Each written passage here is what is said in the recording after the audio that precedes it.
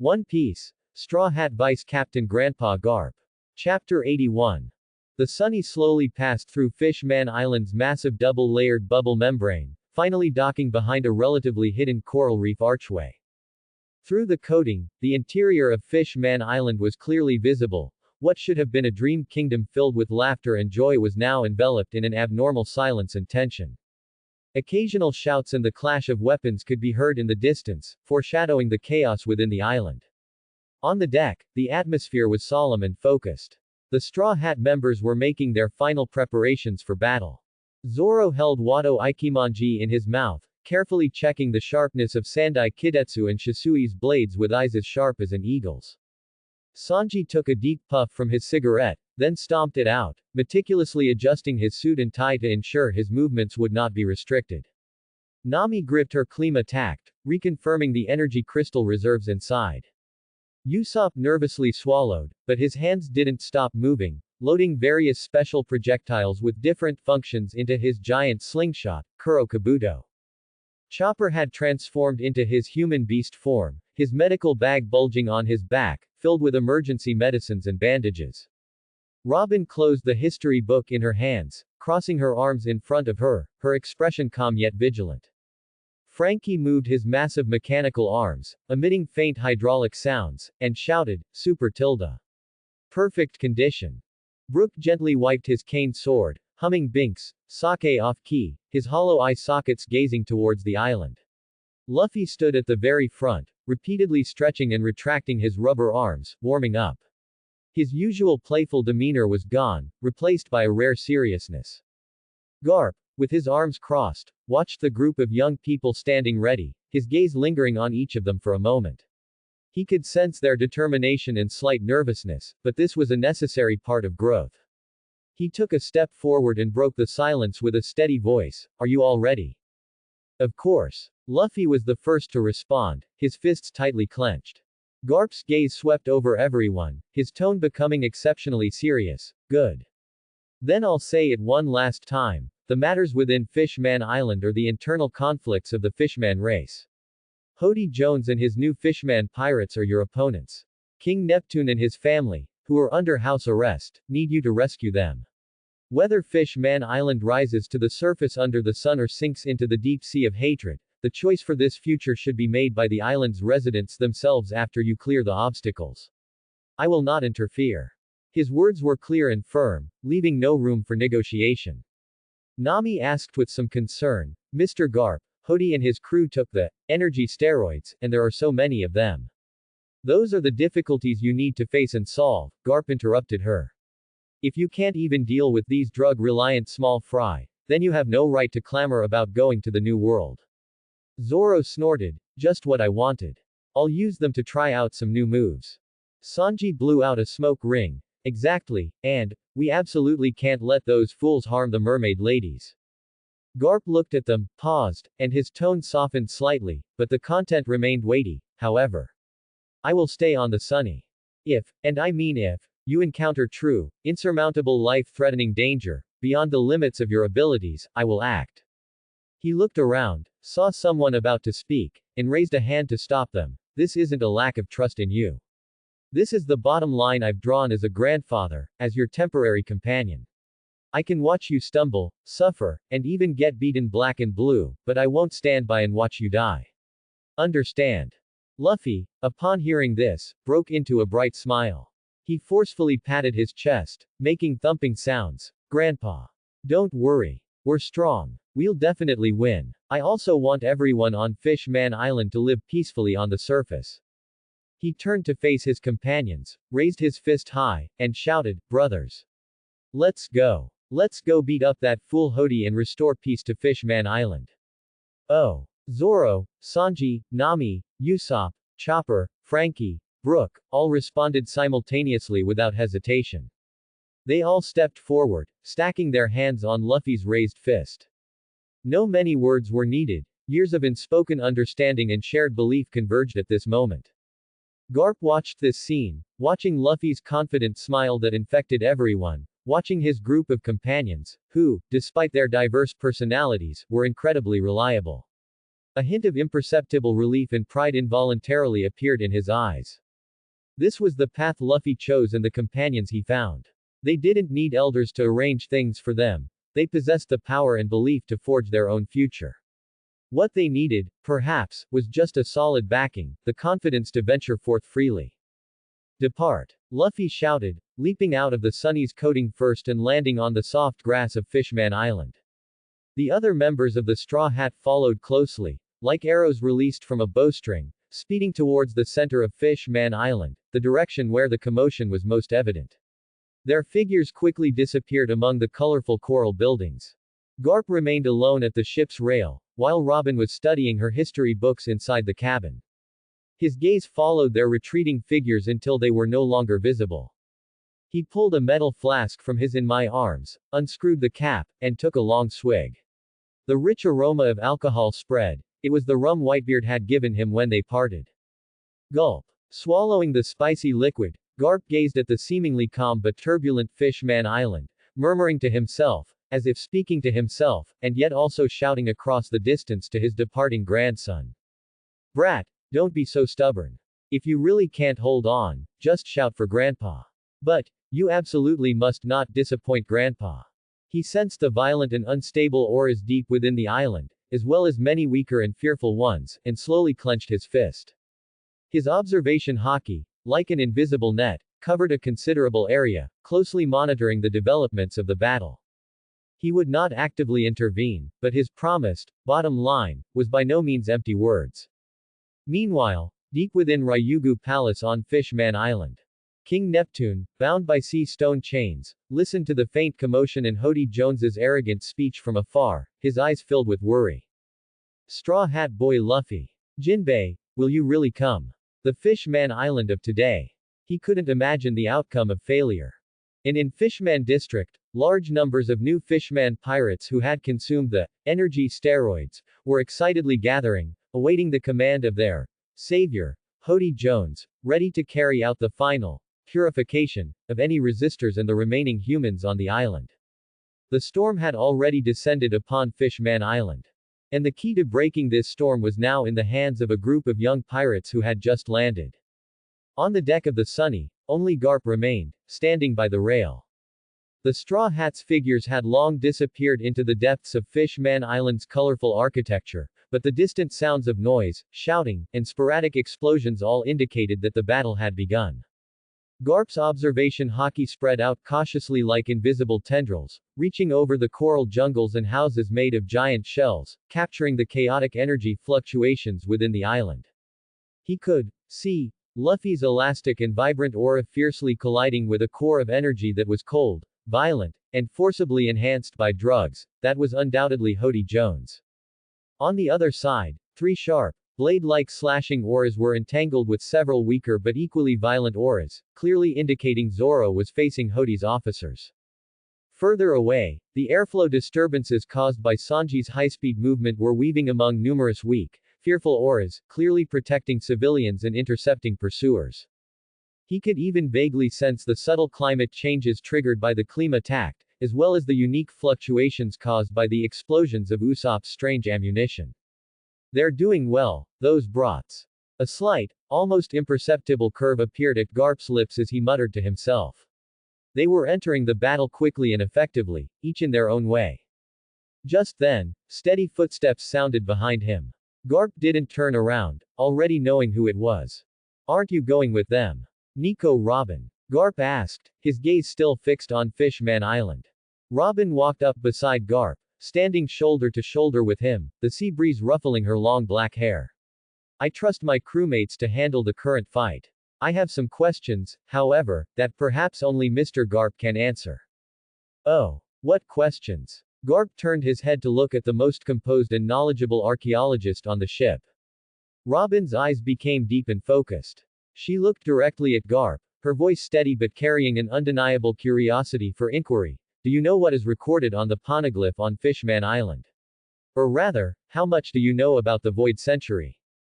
As the sole survivor of Ohara, and the only person in the world who can decipher the poneglyph, she possessed an almost obsessive pursuit of the truth erased by the world government. And this old man before her, the former marine hero, now a traitor, seemed shrouded in layers of fog, knowing many things he shouldn't. Garp watched Robin silently. His eyes, which had weathered countless storms, seemed capable of seeing through people's hearts. He didn't answer immediately, seemingly weighing something. On the deck, there was only the faint sound of fighting in the distance and the gentle lapping of seawater against the hull. After a moment, Garp slowly began to speak, his voice low and clear. The specific truth requires you to find and interpret it yourselves. But I can tell you one thing. The red poneglyph on Fish Man Island records clues about the ancient weapons. Robin's pupils slightly contracted. One of the ancient weapons rumored to possess the power to destroy the world. That's right. Garp nodded, his tone growing more serious. More importantly, Poseidon is not a cold weapon. She is a living person. She is Princess Shirahoshi of Ryugu Palace on Fish Man Island. This news caused even the well-informed Robin to show a look of shock. She instantly recalled many rumors about Princess Shirahoshi, the mysterious ability to communicate with sea kings. Garp didn't give her much time to process, continuing with a serious warning. The world government has been tirelessly searching for the ancient weapons, attempting to gain complete control over them. The Gorosei will never allow Poseidon to escape their grasp. Nico Robin, you must remember this and remind Luffy at the appropriate time. Protect Princess Shirahoshi. Her identity must never be exposed, and she must absolutely not fall into the hands of the world government. Otherwise, the consequences would be unimaginable. Robin quickly suppressed her surprise, returning to her usual composure. She nodded solemnly. I understand. Thank you for your trust and for informing me, Mr. Garp. I will keep this in mind and remind Luffy when necessary. She was well aware of the weight of this information, and the risk and trust implied by Garp revealing such news. She didn't press Garp on how he knew such vital secrets. Everyone had their own mysteries. She had received far more important information than she expected, and that was enough. In that case, I should also go and meet up with my crewmates. The task of making rubbings of the poneglyph also needs to be done. Robin bowed slightly, turned, and left the deck, her figure swiftly passing through the coating and heading toward the sounds of battle inland. Once again, Garp was the only one left on the deck. He watched Robin's retreating back, then cast his gaze toward Fish Man Island in the distance, as if he could penetrate the buildings and see the Ryugu Palace, where she was confined, and Princess Shirahoshi, who was timid and tearful but possessed the power to destroy the world. His thoughts drifted back to his previous life. In that timeline, Princess Shirahoshi not only suffered the fear brought by Hody Jones's rebellion but was also long harassed and threatened by Vanderdecken X using his target fruit ability, forced to hide in the hard shell tower for years, until Luffy appeared and completely resolved the trouble, restoring her freedom. Luffy had truly fought with all his might to protect her. In this life, Garp murmured inwardly, a powerful resolve surging within him. With me here, that kind of tragedy will never happen again. Trash like Vanderdecken won't even get a chance to approach the hardshell tower. His fists unconsciously clenched, his knuckles making a slight cracking sound. It wasn't just Shirahoshi, there was more. Luffy, you will grow successfully, surpass Roger, and become the freest person on this great sea. Every kid in the Straw Hat Pirates, you will all live and realize your dreams. The regrets of the previous life, those irreversible losses and tears, in this life, I will guard against them. I won't let them happen again. This was not arrogance, but an iron will tempered by hardship and the seizing of a second chance. He might not be able to clear every obstacle for them, but he would be their strongest backing, ready to throw out that destiny-altering, iron fist, when they truly needed it. The sounds of battle in the distance seemed to grow more intense. Hody Jones's roar, inflated by drugs, was particularly grating, but immediately following it was the sound of Luffy's signature, rubber elastic attack, and Hody's angry cry of pain. The sound of Zoro's slashes grew sharper, seemingly having suppressed his opponents. Sanji's figure was still moving rapidly, and the area he was protecting remained stable. The rain Nami triggered seemed to be effective, as several auras relying on the dangerous drugs clearly began to weaken and become erratic.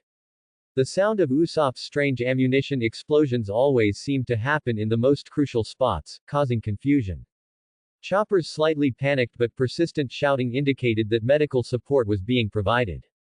The roar of Frankie Shogun's cannon and Brooke's swift swordsmanship were also interspersed throughout the sounds. The entire battle was developing favorably for the Straw Hat Pirates. The smile on Garp's face became more pronounced. He pulled out his flask again and took a large swig. Gulp. Smack. Nice work, brats. Just like that, send them flying. On the deck of the Sunny, Garp stood like a reef by the ship's rail. He closed his eyes, all his attention focused on the perception of his observation hockey, distantly, watching the battle that would decide the island's fate in Fish Man Island's Gioncord Plaza. He could clearly see Hody Jones's power, forcibly built up by stimulant drugs, retreating steadily like rootless duckweed before Luffy's firm, resilient, and determined fists. That cold and violent aura was being completely suppressed by a fighting spirit as scorching as the sun. Finally, a powerful impact erupted. It was Luffy's massive Gear 3 Elephant Gun Gatling, where he injected air into his bones, unleashing a torrential downpour upon Hody Jones. Gum Gum Elephant Gun Gatling. Even from such a distance, Garp seemed to hear the sound of Hody Jones's bones shattering and his desperate, unwilling cries of agony. That superficial evil aura rapidly withered, dissipated, and finally completely subsided, like a punctured balloon. Immediately after, countless faint auras erupted in a frenzy. These were the common people of Fish Man Island, freed from long-standing fear and oppression, bursting into deafening cheers. Joy, gratitude, the hope of a new beginning, these emotions converged into a mighty sound wave, even faintly reaching the Sunny. At the same time, that gentle yet majestic aura, King Neptune, also broke free from its restraints and stabilized once more. Garp's tense jawline finally relaxed. He let out a deep breath, and his clenched fist slowly opened. He leaned against the ship's rail, pulled out the metal flask again, and took a long swig. The spicy liquid rolled down his throat, bringing an indescribable comfort and relief. This time, the crisis on Fish Man Island was resolved entirely by Luffy and his companions, relying on their own strength. Without any interference from him, they did even better than expected. This made him happier than if he had personally crushed 100 Hody Joneses. After a considerable amount of time, noisy and cheerful footsteps and familiar clamor could be heard in the distance. Meat. I want to eat super lots of meat. Luffy. Slow down. Your wounds aren't fully bandaged yet. Ha ha ha. It's okay, Chopper. I'm starving. Honestly, you idiot captain.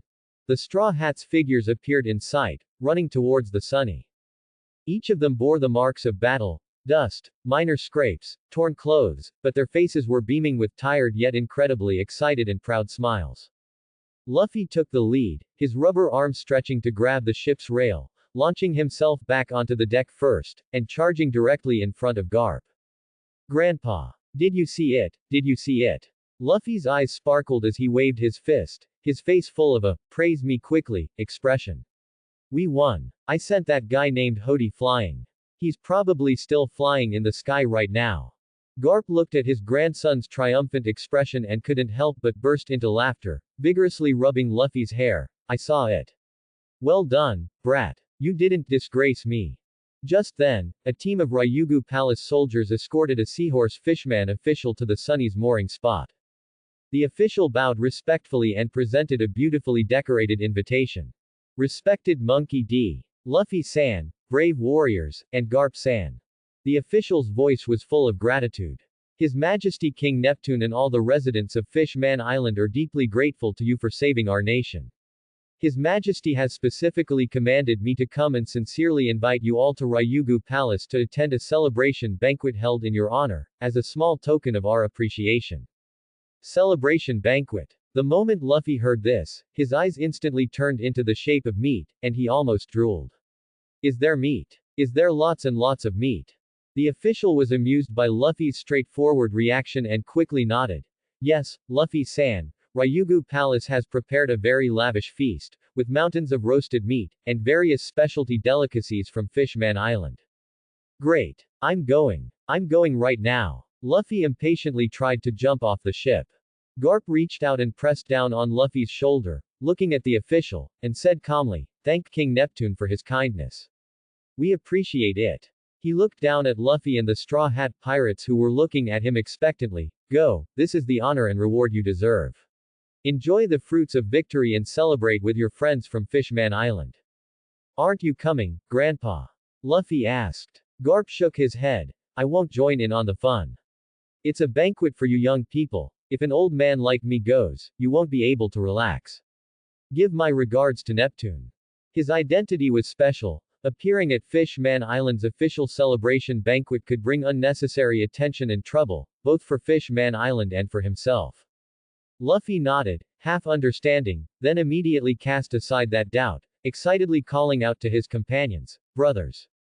Let's go to Ryugu Palace for a banquet. The Straw Hat Pirates followed the official, heading grandly back to Ryugu Palace. The deck temporarily fell silent. The celebration banquet lasted a long time, until the night of the deep sea descended and the lights inside Fishman Island lit up like stars, before Luffy and the others returned, thoroughly satisfied, their bellies round, and smiles of utter contentment on their faces. After a brief rest and resupply, the Sunny was ready to set sail.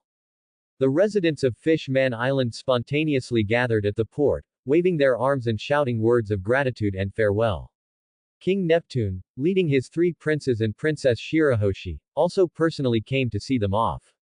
Luffy-san. Benefactors. Fishman Island will always welcome you. Thank you. You must come back again. Amid countless grateful and reluctant gazes, the Sunny set sail, once again passing through the giant bubble membrane and entering the deep ocean, gradually leaving the island, like a dreamlike wonderland, behind. Garp stood at the bow, gazing at the distant, softly glowing Fishman Island, his eyes firm and profound. Next stop. Punk Hazard. He silently recited the name in his heart. There, Caesar Clown was conducting inhumane poison gas experiments and child kidnappings. There, the Surgeon of Death, Trafalgar Law had meticulously planned an alliance trap. There, it was directly connected to the ambitions and schemes of Don Quixote Doflamingo, the heavenly Yaksha, who controlled the underworld like a spiderweb from Dressrosa. The dangers and complexities ahead far exceeded those of Fishman Island. Luffy, Garp's gaze fell upon his grandson, who was currently wrestling with Usopp and Chopper, and his resolve to protect him solidified even further. The road ahead will be much harder than before. There will be more cunning enemies, more complex situations, and more difficult choices. But, it's okay. Garp's lips curved into a confident and steady arc. Go forth and conquer. Grandpa will always be behind you. In the darkness of the deep sea, the Sunny, like a moving lighthouse emitting warmth and light, steadfastly forged ahead through the waves towards the next storm eye of the new world, Punk Hazard. A new journey has already begun. The Sunny broke through the azure sea surface, and the massive coating bubble burst like a crystal water sphere, splashing water high into the air, which refracted brilliant colors under the sunlight. The dreamy light of Fishman Island was gradually left behind, and the scorching sunlight of the new world once again bathed the deck, carrying the ocean's unique salty and humid scent. The Straw Hat crew was enjoying the long-awaited surface voyage. Luffy was still savoring the memory of the barbecue feast at Ryugu Palace, while Usopp and Chopper chased each other on the deck. Nami meticulously studied the log pose and sea chart, Zoro rested against the mast, Sanji prepared meals in the kitchen, Robin read quietly, Frankie inspected the ship, and Brook tuned his violin. The entire ship was filled with a relaxed atmosphere following the great battle. However, this seemingly calm sea area of the New World was never short of danger. On the sea surface, tens of nautical miles away from Fishman Island, 3 black dots rapidly grew, gradually revealing the silhouettes of 3 massive marine warships. They cut through the waves, sailing at high speed in a standard battle formation.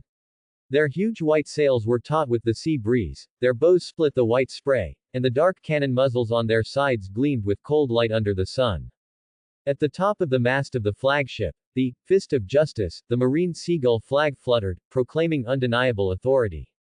On the bridge, Kizaru Borsalino had his hands tucked into the pockets of his yellow pinstripe suit. His gaze, hidden behind his brown sunglasses, lazily swept across the horizon ahead, his mouth fixed in his usual half-smile. The communications officer's voice carried unconcealed tension. Report, Admiral Borsalino. Forward lookout confirms the target. The Straw Hat Crew's Sunny, Heading 15 degrees north of east, speed 15 knots. Approximately 20 nautical miles from our position. Oh dear, how terrifying tilde tilde. Kizaru drew out his words, his tone containing a hint of mockery. Senior Garp is certainly taking it easy tilde killing Sakazuki and causing such a monumental incident, yet still having the leisure to sunbathe on this sea tilde you certainly made his search for a long time tilde I wonder if headquarters will fully reimburse the labor costs of this pursuit tilde.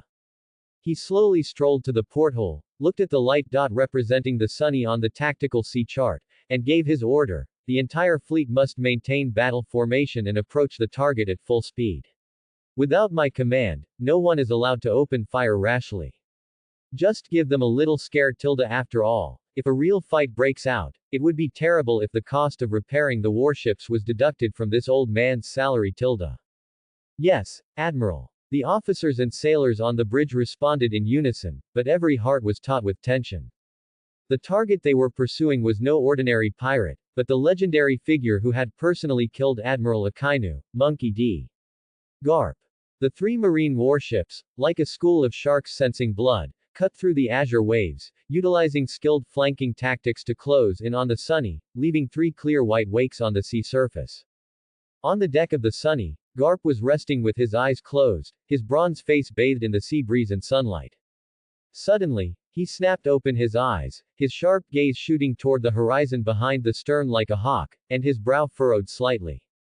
We have company. Garp's low shout was like a clap of thunder, instantly shattering the peaceful atmosphere on the deck, and all laughter ceased abruptly. What is it, Grandpa? Luffy immediately jumped up, his rubber arm instinctively stretching out to grab the mast. Marine pursuers. Garp was concise, his voice steady but carrying an undeniable urgency. 3 headquarters warships, they are very close.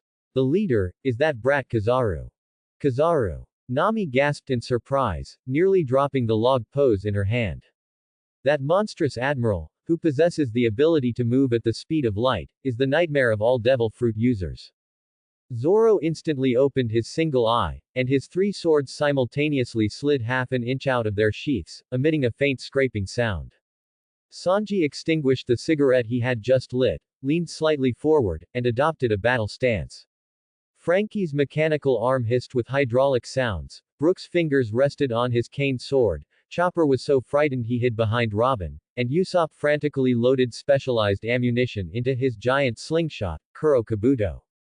It's the elite fleet of Marine headquarters. Nami quickly grabbed her binoculars to observe, her voice carrying a hint of imperceptible tremor. They're fast. Their course is precise, they are coming straight for us. At the Sunny's speed, we can't shake them off. Steady. Garp's voice carried powerful reassurance. He strode to the stern, his tall figure like an insurmountable mountain blocking the sight of the pursuers behind. You all keep the ship steady and continue forward. Maintain course. I will handle this. His words carried absolute confidence and authority, instantly dispelling the panic in everyone's hearts.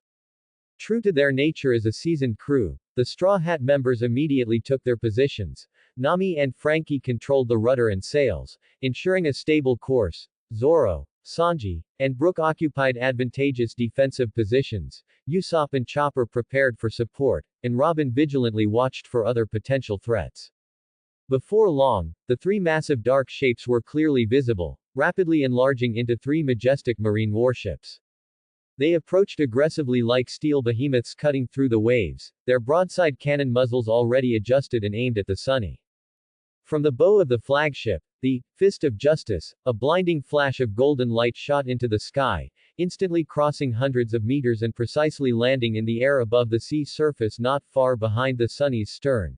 It was not walking on water, but rather using the exquisite moonwalk technique to create air footholds for superb mid-air suspension in an extremely short time. The golden light slowly dissipated, revealing the iconic figure of Kizaru Borsellino. He wore a yellow pinstripe suit, his hands still tucked into his pockets, his body slightly suspended above the sea surface, adjusting his position using continuous, subtle moonwalk steps. He stood some distance away, facing Garp at the stern, the sea breeze ruffling the hem of his suit. Yo tilde senior Garp tilde tilde. Kizaru's distinctive, drawn-out tone drifted over with the sea breeze, carrying a hint of mockery. This is truly a headache. Killing Sakazuki and causing such a huge mess. You are now officially recognized by the world government as the #1 wanted criminal. A bounty of 5 billion berries. This time, you really can't turn back. Garp stood at the stern, his figure straight as a pine tree, the sea breeze ruffling his graying short hair. His booming voice cut through the sea breeze as he clearly responded, Borsellino. From the moment I decided to leave Marineford, I never intended to turn back. As for you, you think you can catch me on the sea with just these few broken ships. Is Sengoku running out of people? Aren't you looking down on me too much? Kizaru scratched his chin, putting on an exaggerated expression of, I'm so troubled, I can't help it. Orders from above. I can't just do nothing. I haven't earned enough salary yet, and I don't want my bonus deducted for slack performance. Besides, you are currently worth 5 billion berries. What a terrifying price. Capturing you would be a major achievement. Although he spoke of terror, his tone remained frivolous, as if discussing a game. Enough nonsense. Garp sharply interrupted him, his tone suddenly becoming serious and heavy, carrying undeniable authority. Borsellino. The grudges between you and me, the rotten debts within the marine, can be settled slowly somewhere else. But look behind you. His thick finger pointed toward the faintly visible outline of Fish Man Island in the distance. That is the sea territory of Fish Man Island. The civilians on the island just went through a bloody rebellion, suffering countless casualties. What they need now is peace, the rebuilding of their homes. Not another massive sea battle that might affect them. Not a tsunami or stray bullets caused by us fighting here. Don't drag those innocent people who just gained new life into our conflict. If you want to fight, get lost, find a desolate sea area, and I will accompany you to the end. Garp's words were powerful and resonant, every single word struck the silent sea surface like a heavy hammer. He was not pleading, but stating a fact that neither side could ignore. If an admiral-level conflict broke out near Fish Man Island, the consequences would be unimaginable. Neither he nor Kizaru could possibly bear that responsibility. Kizaru fell silent. His perpetually droopy eyelids lifted slightly, his gaze behind the brown sunglasses flickered, and the frivolous curve of his lips slightly receded. He naturally understood the weight of Garp's words, and he was also aware that while the Gorosei were angry, they absolutely did not want to see news reports about Fish Man Island, an affiliated nation, being severely damaged again due to internal marine conflict. The sea wind howled between the two confronting figures, and the waves continuously crashed against the hulls of the marine battleship and the Sunny, producing a rhythmic roar. Kizaru floated in the air using his superb moonwalk, the frivolous expression on his face now gone, replaced by a rare solemnity and deliberation. Garp stood at the stern, arms crossed, his gaze like a torch, staring directly at his former subordinate without yielding, an invisible oppressive aura radiating from him. Time seemed to thicken at this moment, each second drawn out. Everyone on the Sunny dared not breathe, nervously watching this confrontation that would determine their fate. The officers and soldiers on the marine battleship also held their breath, awaiting the admiral's command. After a full dozen seconds, Kizaru let out an exaggerated sigh, as if making an extremely difficult decision. He pulled out an exquisite black Den Den Mushi from his suit's inner pocket and pressed the call button. Oh my, there's really no other way. He said into the Den Den Mushi, his voice returning to its slow, drawn-out tone, but the content stunned everyone who had perked up their ears to listen. The Meteorological Monitoring Department just sent an urgent notice. The weather in the sea ahead is about to rapidly deteriorate, accompanied by strong winds and abnormally huge waves. Continuing the pursuit poses a huge risk of the fleet capsizing. For the safety of the soldiers and the valuable assets of the Marine, this pursuit mission is hereby terminated immediately. All units, attention, turn around immediately and return to base. Repeat, return to base immediately. The order was clearly transmitted to the three battleships via the Den Den Mushi. The officers on the bridge exchanged glances, but no one dared to question the admiral's decision. The unsettling muzzles on the flanks of the three battleships slowly lowered, the roar of their engines changed tone, and the massive hulls began to turn clumsily yet swiftly, their bows cutting huge arc-shaped splashes. Kizaru did not leave immediately. He closed the Den Den Mushi and looked at Garp again, a hint of indescribable complex emotion in his tone, as if his playful mask had slipped for a moment. Garp-senpai, let's just let it go this time. For the sake of past affections and those civilians. He lowered his voice, ensuring only Garp could hear clearly. However, you'd best understand that the Gorose's patience has limits. Mary Gioise's wrath will not be appeased by one failure. They have already managed to contact Kuzan and issued a mandatory recall order to him. He paused, his gaze behind his sunglasses seeming to sharpen. Next time, if we meet again and the mission directive remains unchanged, you might not just be facing me. At that time, I won't be able to consider the environment, or think about the consequences, anymore. You'd best be mentally prepared in advance. These words were both a formal warning from a Marine admiral to a top wanted criminal and an extremely subtle reminder and disassociation. He explicitly informed Garp of Aokiji's imminent return and drew a clear line for any potential future encounters. Upon hearing this, Garp's thick white eyebrows twitched, but there wasn't much change on his resolute face. He merely snorted, his tone carrying a hint of understanding and an almost imperceptible sigh. Kuzan is coming back. I see. That kid still can't escape it after all. He looked at Kizaru, with little hostility in his eyes, but rather as if he saw through everything. You brat, still the same old slippery self. Alright, scram. Say hello to Sengoku for me, and tell him, this old man isn't dead yet. Kizaru pouted, seemingly wanting to retort, but ultimately just shrugged. His body instantly transformed into countless dazzling golden photons, like fireflies scattered by the wind, or a reversed meteor shower, crossing hundreds of meters in the blink of an eye. He returned to the deck of the turning flagship, his form recoalescing, still looking as lazy as ever. The three marine battleships no longer hesitated, engines full throttle, rapidly accelerating. They quickly shrunk into black dots on the horizon, eventually disappearing completely. On the Sunny's deck, the suffocating oppressive feeling suddenly vanished. Everyone seemed to have had their strength drained, letting out long, heavy sighs of relief. Phew, you scared me to death. My heart almost jumped out of my throat. Usopp collapsed directly onto the deck, patting his chest, panting heavily. Saved. Are we really saved? Chopper poked his head out from behind Robin, his blue nose twitching, looking at the empty sea behind the stern with lingering fear. That Pika Pika no Mi monster uncle is still as terrifying as ever, the pressure is too strong. Nami clutched the railing, wiping cold sweat from her forehead.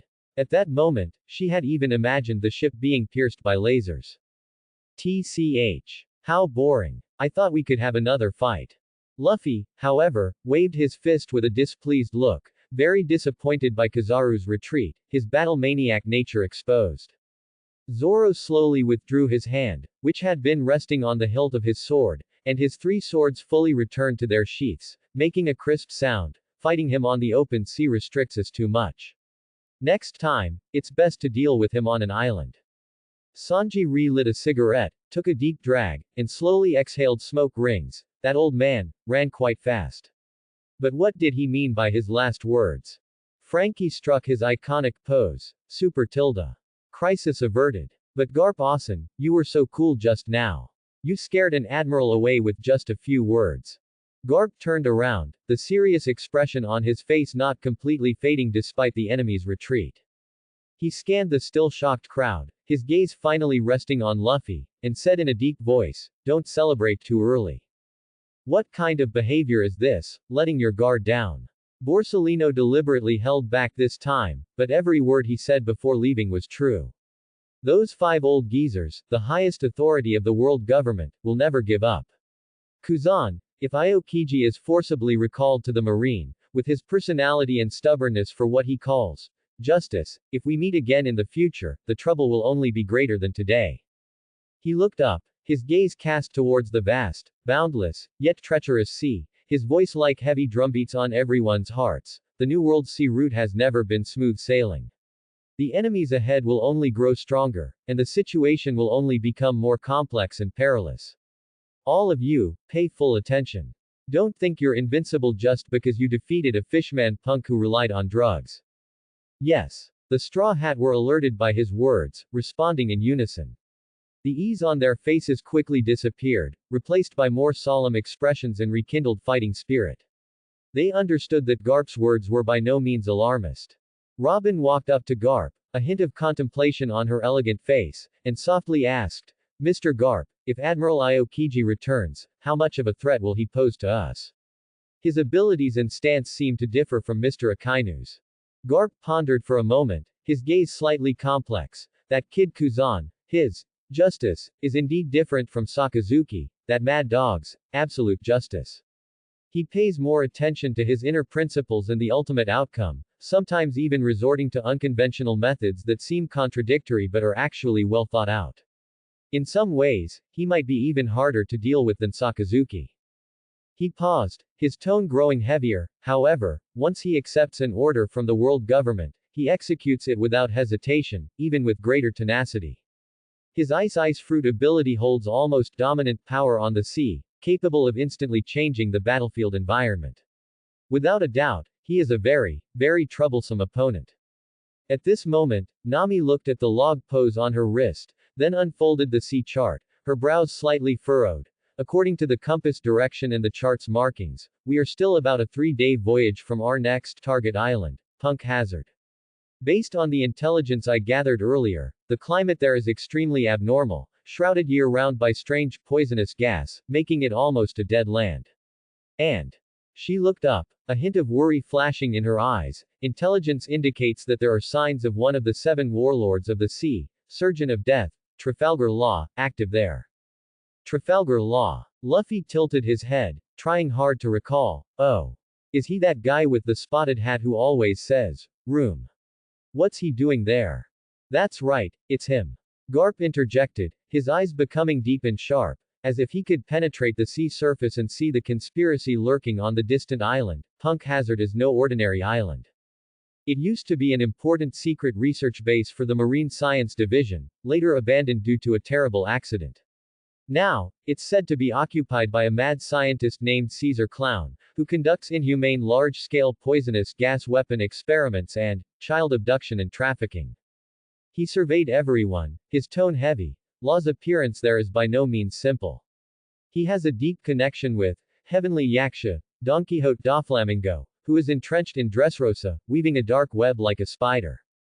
And Dafi is not only a Shichibukai but also the emperor of the underworld, with deep-rooted power and cruel, cunning methods. Our journey this time is very likely akin to running headfirst into a huge net they have meticulously woven. Zoro snorted coldly, his hand once again gripping the hilt of Wado Ikimonji, a sharp glint flashing in his eyes. No matter what kind of net, no matter what Shichibukai or underworld emperor, if they block our way, we'll just cut them to pieces. Sanji exhaled a smoke ring, his eyes turning cold. Abducting children. Conducting poisonous gas experiments. They're truly the scum of humanity. Absolutely unforgivable. Luffy pushed down his straw hat, the shadow of the brim obscuring his eyes, but a confident and battle-ready arc formed at the corner of his mouth. Mad scientists, mysterious Shichibukai, underworld emperors, it doesn't matter. We'll just punch them all away. Garp looked at the group of young people before him, instantly ignited with fighting spirit and fearless, especially his grandson Luffy's pure and powerful conviction. The taut string in his heart relaxed slightly, and a hint of imperceptible relief flickered in his eyes. He gave his final instructions in a deep voice. Remember. The situation on Punk Hazard is complex. The enemies are not only powerful but also skilled at using various despicable methods. In battle, you must not only protect yourselves and your comrades but also do your best to protect the innocent victims being used as test subjects. Especially the children. Let's go.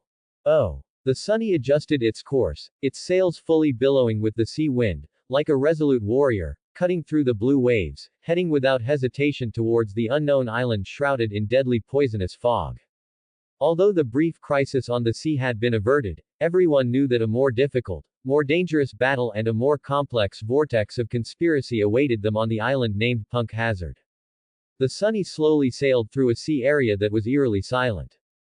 Punk Hazard was already in sight, but the scene that greeted them made the Straw Hat members frown. It didn't look like a normal island at all. A huge, colorful cloud of poisonous gas, like an inverted bowl, tightly shrouded the entire island. The mist constantly churned and flowed, sometimes appearing in an alluring purple, sometimes turning into an ominous green, and occasionally flashing with a dazzling, ghastly white. Even from a distance, an indescribably pungent smell began to permeate the air, mixed with the choking odor of sulfur, the acrid smell of some chemical agent, and a nauseatingly sweet, putrid stench. Wow, what is that? It looks so strange. Luffy stretched his neck, looking around curiously. Nami put down her binoculars with a solemn expression. Her meteorological knowledge told her that the scene before her was by no means naturally formed. That's not ordinary fog, it's a poisonous gas mixture. The composition is extremely complex, and judging by its concentration and color, both its corrosiveness and toxicity are extremely strong. Direct inhalation could be life-threatening. Poison gas. Usopp's voice immediately became tearful, and his legs began to tremble. I knew it wouldn't be that simple, Luffy. Let's turn back. Can we go to a safer island? Shut up, Usopp. Zoro folded his arms. Although his expression remained unchanged, his single eye was fixed on the death mist. The more a place is like this, the more likely it is to hide unspeakable schemes. Sanji lit a cigarette, his brows furrowed. It's really troublesome. This environment is too disadvantageous for combat. Frankie pushed up his sunglasses. Super tricky environment. But Usopp and I have already sorted out the gas masks. He turned and brought out several somewhat crude but sturdily built metal masks from the tool room, connected to filter canisters and simple breathing valves. They're modified using existing materials on the ship. The filter layer has activated carbon and special soda lime, which should last for a while. But not for too long. Brook examined a mask. Yohahoho tilde even though I don't have a nose, skeletons can still get poison tilde. Robin mused, such a large-scale poisonous gas barrier is meant to prevent outsiders from entering, but it also seems to be meant to trap something inside. Garp, who had been standing silently at the bow, observing the island, finally turned around. His bronzed face bore a rare seriousness. Nami, the brat, is right. The poison gas in this fooled place is no joke. One breath, and your internal organs could be burned to a crisp. He looked at Luffy, who was excitedly trying on a gas mask. Brat, listen. This time, you're not going in there to mess around. Figure out the situation inside, find that scoundrel Caesar, and if possible, rescue the people trapped in there. But, he emphasized, like a warning bell, if something feels wrong, or if the gas mask can't hold up, retreat immediately. Do you hear me? Poison gas isn't like a punch. You can't just take it head on. I'll be watching from the perimeter. If any big guys come out, I'll stop them. But for the situation inside, it's mainly up to you. Luffy put the mask over his head, his voice muffled through the filter, but still full of eager excitement. Got it, Grandpa, don't worry, I'm the man who will become the Pirate King. What's a little poison gas? Let's go. Let's see what that Caesar is up to. Garp couldn't help but want to punch him again, but he held back, just snorting. You punk, always bragging. Everyone, stay sharp. Finally, the landing party was confirmed. Luffy, Zoro, Sanji, Robin, Frankie, Usopp, Brook. Chopper and Garp would remain on the Sunny. Chopper. Nami instructed, prepare all antidotes and first aid equipment, we might need support at any time. Don't worry, Nami. Chopper was already wearing his white coat, his small face serious. I'll be on standby at all times. Garp patted Chopper's head, then gave a final word to the departing group. Remember, safety first. If you encounter an unbeatable situation, just shout. Even though I'm old, my ears aren't deaf yet. His gaze lingered especially on Luffy, Zoro, and Sanji, the three most combative brats. The landing party took a small emergency boat towards the port shrouded in poison mist. The Sunny anchored at a relatively safe distance on the periphery. Garp stood by the ship's rail, his gaze as sharp as an eagle's. His powerful observation haki began to extend forward, attempting to penetrate the layers of poison mist and perceive the specific situation within the island. However, the poison mist seemed to have a peculiar interfering and weakening effect on observation haki, preventing him from clearly perceiving every detail as usual. He could only vaguely sense some life presences and a few, abnormally violent and chaotic energy sources. HMPH, something is indeed fishy, Garp muttered to himself. Just as the Straw Hat began to land on Punk Hazard, on the other side of the island's sea area, Two warships flying the flag of the Marine G5 branch were cautiously patrolling the edge of the poison gas-shrouded area. On the bridge, the G5 branch commander, with anxiety and anger on his face, roared into the Den Den Mushi. Yes. Vice Admiral Virgo. We have arrived at the periphery of Punk Hazard. But the poison gas range is too large, we can't get close at all. Yes. Understood. We will continue to monitor the perimeter, and once any abnormal situation is discovered, we will immediately report to you. Yes. Mission accomplished. Hanging up the Den Den Mushi, the commander wiped the sweat from his forehead and cursed at his deputy, this fooled place. The higher-ups just give orders, who dares to go in and die in this poison gas? And they want us to monitor Joker's business, bah. The deputy whispered, Sir, I heard there have been big changes at headquarters recently, and Admiral Akainu, he also died. Shut up. The commander sharply interrupted, that's not for us to discuss, do our job. Keep a close eye, don't let unauthorized personnel approach, and don't let the things inside escape. As for the rest, let the gentlemen at headquarters handle it themselves. They did not know that Marine hero Garp's ship was on the other side not far away, and Caesar's business, which they were ordered to protect, was about to receive a group of uninvited guests.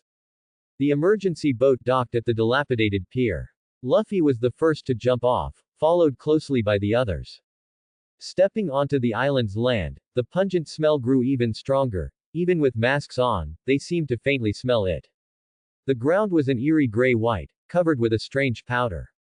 Almost no plants could be seen, only some twisted, abandoned metal structures and pipes. All right, Luffy lowered his voice, but his tone was still full of vigor. Infiltration begins. Find Caesar, and punch him out. Zoro held his sword hilt. Robin vigilantly observed the surroundings. Frankie and Usopp adjusted their masks, and Brook. The death mist had already enveloped them. And deep within the island, countless desperate or mad eyes might be watching these uninvited intruders through the poison mist. Inside Punk Hazard Island, the abandoned research facility resembled a massive steel tomb, appearing even more sinister under the shroud of colored poisonous fog. The pungent odor permeating the air made throats itch, even through the filter layers of their masks. The Straw Hat infiltration team, guided by Robin, cautiously proceeded deeper along the rusty pipes and dusty corridors. This place, it's like a giant poison gas factory. Usopp nervously held his slingshot, his voice muffled by the mask, his eyes vigilantly scanning every dark corner. There are strange cans and tubes everywhere. Be quiet, Long Nose. Zoro hissed softly. Though his three swords were not drawn, his hand remained on the hilt, his single eye sharp as an eagle's. Movement. Everyone immediately held their breath. Faint sobbing and the subtle clanging of metal came from ahead. Robin signaled everyone to step lightly. Using her Hana Hana no Mi ability, she silently grew an eye around a distant corner to observe. It's children. Robin's voice held a trace of suppressed anger and shock. Lots of children. They are locked in iron cages. And next to them, there are guards wearing protective suits. What? Luffy's voice instantly rose, filled with unbelievable fury. They're kidnapping kids. Shish. Luffy. Nami quickly pulled him back. Don't rush. Let's assess the situation first. Flames of anger ignited in Sanji's eyes. He forcefully suppressed the urge to rush out. Are those guys in protective suits? Caesar's subordinates. Scum. Frankie clenched his mechanical fist. Unforgivable. Brook's finger bones pressed against his cane sword. Yohohoho tilde to lay hands on children, what an unforgivable crime. Robin withdrew her ability and quickly said, there aren't many guards, only 3. But the children are in very poor, weak condition. We need to get them out fast. All right. Luffy lowered his voice, but his tone was decisive. Zoro, Sanji, Frankie, the 3 of you deal with the guards. The rest of you follow me to open the cages. Move fast. Understood. Zoro and Sanji replied simultaneously, a cold glint flashing in their eyes. The action unfolded instantly. Zoro appeared behind one guard like a ghost, his sword hilt striking the back of the neck like lightning. The guard fell silently. Sanji delivered a precise, prime meat kick, knocking out the second guard even through the protective suit. Frankie directly locked the third guard's neck with his mechanical arm, strangling him unconscious. The whole process was clean and swift, making almost no sound. We got them. Frankie whispered. Luffy, Nami, Usopp, Brook, and Robin immediately rushed toward the iron cages. Inside the cages were over a dozen ragged, emaciated children. Seeing people approach, they trembled in fear and huddled together.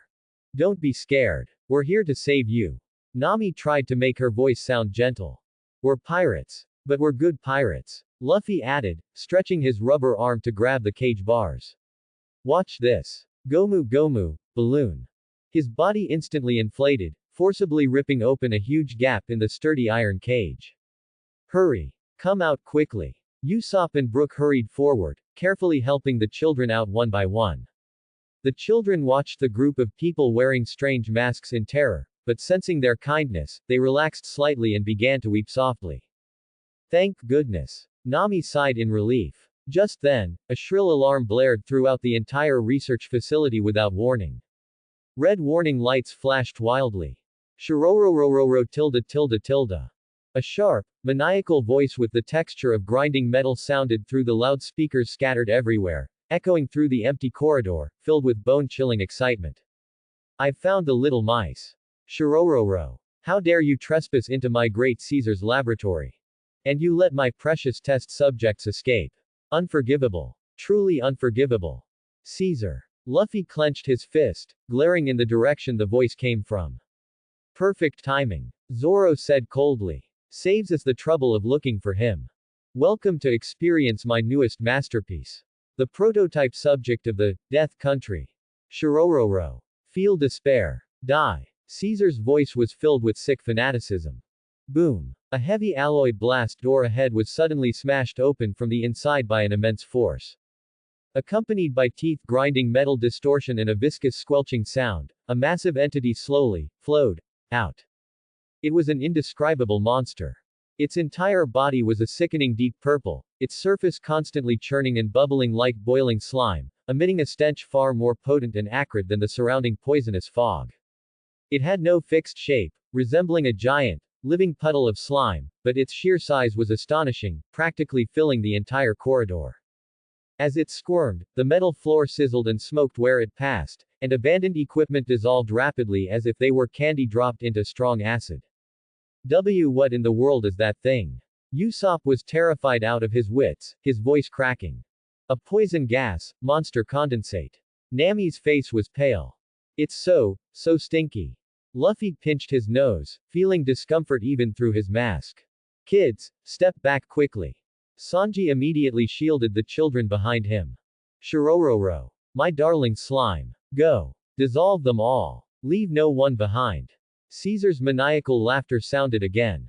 The huge purple slime seemed to receive the command, suddenly accelerating its squirming and lunging toward the group. Viscous poisonous liquid splashed down like a downpour. Three-sword style. Onigiri. Zoro's eyes sharpened, and he drew his swords instantly. Three fierce slashes tore through the air, striking heavily against the slime's massive body. Slish. Slish. Slish. The slashes easily cut through the slime, but strangely, the wounds instantly healed. It was as if he had slashed water. Instead, Zoro's blades were coated in purple poison, emitting a sizzling, corrosive sound. What? Zoro's pupils contracted. I can't cut it. Diable Hambi. Fritter. Sanji's figure spun up like a whirlwind. His scorching kick, wreathed in flame, slammed hard into the slime. Bang! The flames exploded on the surface of the slime, evaporating a small portion of the poison gas, but more slime immediately surged up, extinguishing the fire. Sanji's leather shoes and pant legs were inevitably splashed with the poison, instantly emitting white smoke. Ah! Sanji groaned, feeling a burning and numbing sensation creeping up his leg. It's useless, Shirororo. Physical attacks don't work on my darling, poison gas is its true form. It will devour everything. Corrode everything. Caesar laughed maniacally in triumph. The slime suddenly split off a massive tentacle of slime, coiling like a giant python toward the children shielded behind Zoro and Sanji. Oh no! Zoro and Sanji's expressions changed drastically. Zoro roared, desperately swinging his swords at the tentacle again, trying to block it. Run, kids! Sanji turned directly, using his body to shield the children, while simultaneously kicking the incoming tentacle. Slish! Splat. Zoro's swords were once again encased and corroded by the slime, and Sanji's leg was drenched in a massive amount of poison. Gah! Zoro felt an intense burning and numbness travel up the hand holding his sword. The poison seemed to have seeped into his arm through the hilt. His vision blurred, and his body stumbled. Sanji! Zoro! Luffy cried out in alarm. This poison! Sanji felt his leg instantly go numb, and a strong sense of dizziness overcame him. He struggled to keep himself upright, but his body swayed uncontrollably. Kids! Run! Find somewhere to hide! He yelled with his last remaining strength, then his vision went black, and he collapsed heavily onto the ground. Mr. Sanji! Brook exclaimed. Zoro also couldn't hold on. He fell to one knee, his three swords slipping from his grip and clattering onto the ground. He gasped for breath, abnormal purple spots beginning to appear on his skin as his consciousness faded. Fool it, he growled softly, then collapsed as well. Zoro! Sanji! Luffy's eyes were splitting with rage. Shirororo! Did you see that? This is the consequence of defying me. You're next. Caesar's maniacal laughter was deafening. The massive purple slime, no longer obstructed, squirmed forward, moving to devour the terrified children and the incapacitated Zoro and Sanji. Meanwhile, in the waters surrounding the island, on the two warships of the G5 branch, a piercing alarm sounded as well. On the monitoring instruments, the energy readings representing the core area of Punk Hazard spiked wildly, accompanied by violent poison gas fluctuations. Report, Captain. A violent energy reaction is occurring inside Punk Hazard Island. Poison gas concentration is rapidly increasing. Suspected activation of a weapon of mass destruction. The monitor soldier's voice was terrified. The commanding officer rushed to the screen, his face ashen. What? That lunatic Caesar, what is he trying to do? Captain. What should we do? Should we go in? The adjutant asked anxiously. Go in. Are you insane? The commanding officer roared. That concentration of poison gas means certain death if we enter. Furthermore, Commodore Virgo's order was to monitor. Not to interfere with Joker's business. Immediately report the situation to headquarters. No, report to Commodore Virgo. Request instructions. Yes, sir. The soldiers looked at the energy peak on the screen, which represented destruction, then looked at the terrifying island shrouded in colored poison fog in the distance, their faces filled with fear and helplessness. They could only watch helplessly, unable to do anything. The massive purple slime was like a boiling tide of death, carrying a sickening stench and piercing corrosive sounds as it surged towards the fallen Zoro, Sanji, and the terrified, huddled children. Luffy's eyes were tearing up. His rubber arm instantly stretched out, attempting to block it, but the distance was too great, and he was too slow. Zoro. Sanji. Children. Luffy's roar echoed in the passageway, filled with despair and rage. Usopp collapsed onto the ground in fear. Brook and Frankie tried to rush forward, but facing the overwhelming poisonous liquid, any physical attack seemed weak and ineffective. Nami and Robin's faces were pale, their hearts nearly stopping. Just at this critical moment. Buzz. An indescribable, heavy, soul-penetrating, strange sensation of vibration swept through the entire space without warning. It was neither a sound nor a shockwave, but a pure fluctuation of power, as if space itself had been fiercely clenched by an invisible giant hand, then suddenly released. This vibration was not aimed at a physical body, but was precisely focused on the core structure of the slime, which was condensed from highly toxic gas. PFF'd. Like a giant soap bubble popped by an invisible needle, the enormous purple slime, which had been surging aggressively and threatening to devour everything, suddenly trembled violently. Inside its viscous, constantly churning body, a fierce molecular-level disintegration seemed to occur. The toxic gas structure forming its body was violently torn apart and scattered by this unreasonable, brute force vibration. There was no earth-shattering explosion, only a dense, hissing sound, like boiling water poured into hot oil. The slime's massive body disintegrated and dissolved at a visible speed. The previously condensed toxic gas instantly became thin and chaotic, then was forcibly pushed away and purified by an unseen force. Whoosh! A relatively fresh airflow swept past, and the concentration of lethal toxic gas around Zoro and Sanji instantly dropped to the minimum level. The poisonous liquid splattered on them, which had been corroding their clothes, also rapidly dissipated as if evaporated. This sudden change stunned everyone. Wah! What happened? Usopp widened his eyes, watching the monster that had just been like the Grim Reaper vanish in an instant, leaving only a faint residual odor in the air and corrosive marks on the ground. Did that monster just dissolve by itself? No. It didn't just dissolve. Robin's eyes were filled with shock and disbelief. She keenly sensed the nature of the power. It was like an extremely powerful Haki interference. It precisely vibrated the monster's core structure, forcibly disintegrating and purifying it. And the control was incredibly subtle. It didn't affect us in the slightest. Haki. Frankie and Brooke also realized this, but their faces were full of confusion. Who did it? We can't worry about that now. Luffy was the first to react. His rubber arm instantly stretched out, wrapping around the fallen Zoro and Sanji. Hurry. Take the children. Retreat. Get out of here. Quickly. Children. Follow me. Nami immediately called out to the still shaken children. Usopp and Brooke quickly stepped forward to help support the poisoned Zoro and Sanji.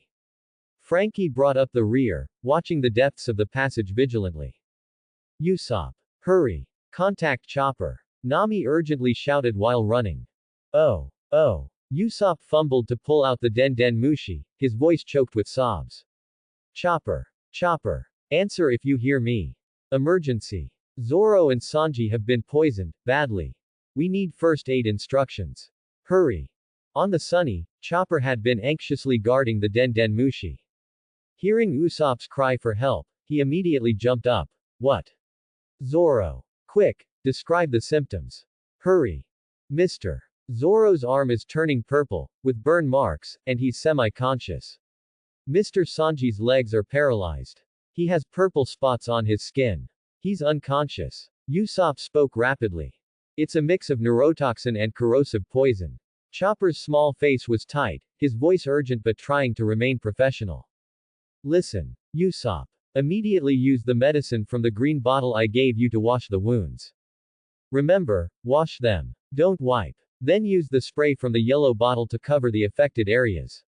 Suppress the spread of the toxin. Frankie, you're strong. Use a bandage to wrap the limb 10 centimeters above the poisoned area. Don't make it too tight. Slow down the blood flow. Brooke, check their breathing and pulse. Tell me immediately. I'm preparing the special antidote right now. You must return to the ship as quickly as possible. Understood. Usopp, Frankie, and Brooke immediately acted according to Chopper's instructions. Luffy carried Zoro and Sanji, while Nami and Robin protected the children. The group quickly retreated the way they came. Deep in the passage, Caesar's furious roar faintly echoed. What happened? My precious slime. Shirorororo. Who is it? Who is playing tricks? Investigate. Find out immediately. Meanwhile, in the waters surrounding the island, at the bow of the Sunny, Garp slowly withdrew his right hand from where it was resting on the railing. His calloused knuckles were slightly white, and a fine layer of sweat beaded on his forehead. That single action just now, though seemingly effortless, had actually cost him immense mental energy.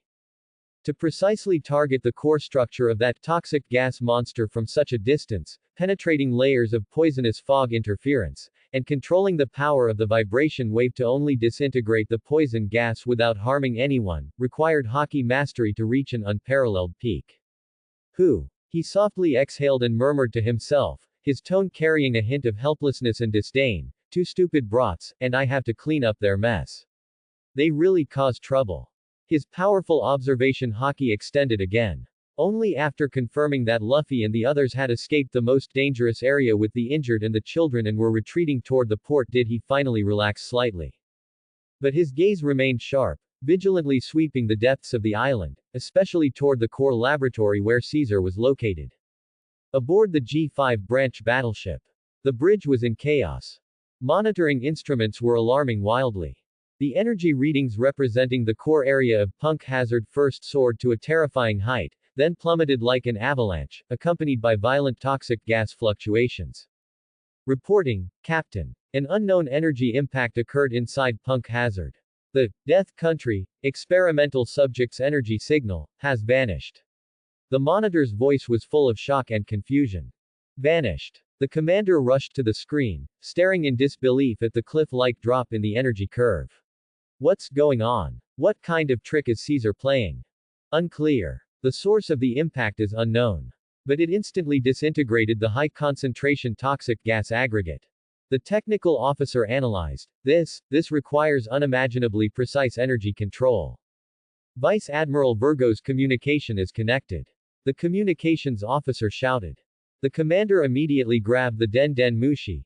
Vice Admiral Virgo, an anomaly has occurred on Punk Hazard. Caesar's death country experimental subject was instantly destroyed by an unknown force. Energy readings are abnormal. Requesting instructions. The Den Den Mushi was silent for a few seconds, then Virgo's low, unperturbed voice came through. Unknown force. Continue monitoring. Record all data. Caesar's business, do not interfere for now. Ensure your own safety. Yes. The commander put down the Den Den Mushi, his face growing darker. He looked at the still chaotic data on the screen and the island shrouded in poisonous fog in the distance, a deep sense of powerlessness and anger surging within him. They could only watch from here, watching the potential tragedy unfolding on the island, yet unable to do anything. He cursed under his breath, unsure if he was cursing Caesar or the fooled orders. On Punk Hazard, Luffy and his group finally rushed out of the laboratory and returned to the abandoned plaza, which was relatively open but still permeated with poisonous fog. They had temporarily escaped the most dangerous environment. Quick! Lay Zoro and Sanji flat. Nami directed. Usopp and Frankie carefully placed Zoro and Sanji on the relatively clean ground. Brook quickly checked them. Mr. Zoro's pulse is weak. Mr. Sanji's breathing is rapid. Do as Chopper said. Luffy shouted anxiously. Usopp took out the green medicine, his hands trembling as he washed the burns and purple spots on Zoro's arm. Frankie bandaged Zoro's arm above the wound. Brook, meanwhile, treated the wounds on Sanji's leg. Chopper. We're out. We're treating the wounds. Usopp shouted into the Den Den Mushi. Good. Keep the communication open. My antidote is almost ready. Get back to the ship as fast as you can. Chopper's voice came through. Robin observed her surroundings vigilantly, frowning slightly. That Haki just now was unbelievably powerful, and filled with a will to protect. Was that old man Garp? Subconsciously, she looked toward the direction where the Sunny was anchored. She had a faint suspicion in her heart, but couldn't be certain. Luffy, however, didn't think that far. He clenched his fist, looking at his unconscious comrades, his eyes burning with rage. That fool Caesar. I'm definitely going to punch him flying. On the deck of the Sunny, the atmosphere was heavy. Chopper was working tirelessly in the infirmary to prepare an antidote, his small figure bustling about. Inside the cabin, the temporarily settled children were somewhat calmer under Nami and Brook's comfort, but soft sobs could still be heard occasionally. Garp stood tall at the bow, his grizzled hair gently fluttering in the sea breeze. His weathered face was now covered in a frosty expression. The image of Zoro and Sanji collapsing from poison still echoed in his mind, and the children's terrified, helpless eyes ignited a fire within him. Two useless brats. He muttered in a low voice, but his concern was evident. Then, he closed his eyes, focusing all his attention. Buzz. An invisible yet immense will, centered on him, once again spread deep into Punk Hazard, which was shrouded in poisonous fog. That was his peak observation Haki. This time, he was no longer just roughly sensing. Instead, he condensed his Haki into countless invisible tendrils, like the most precise probes, forcefully penetrating the interfering poisonous fog, delving deep underground, and piercing into the most core and heavily guarded areas of the research facility.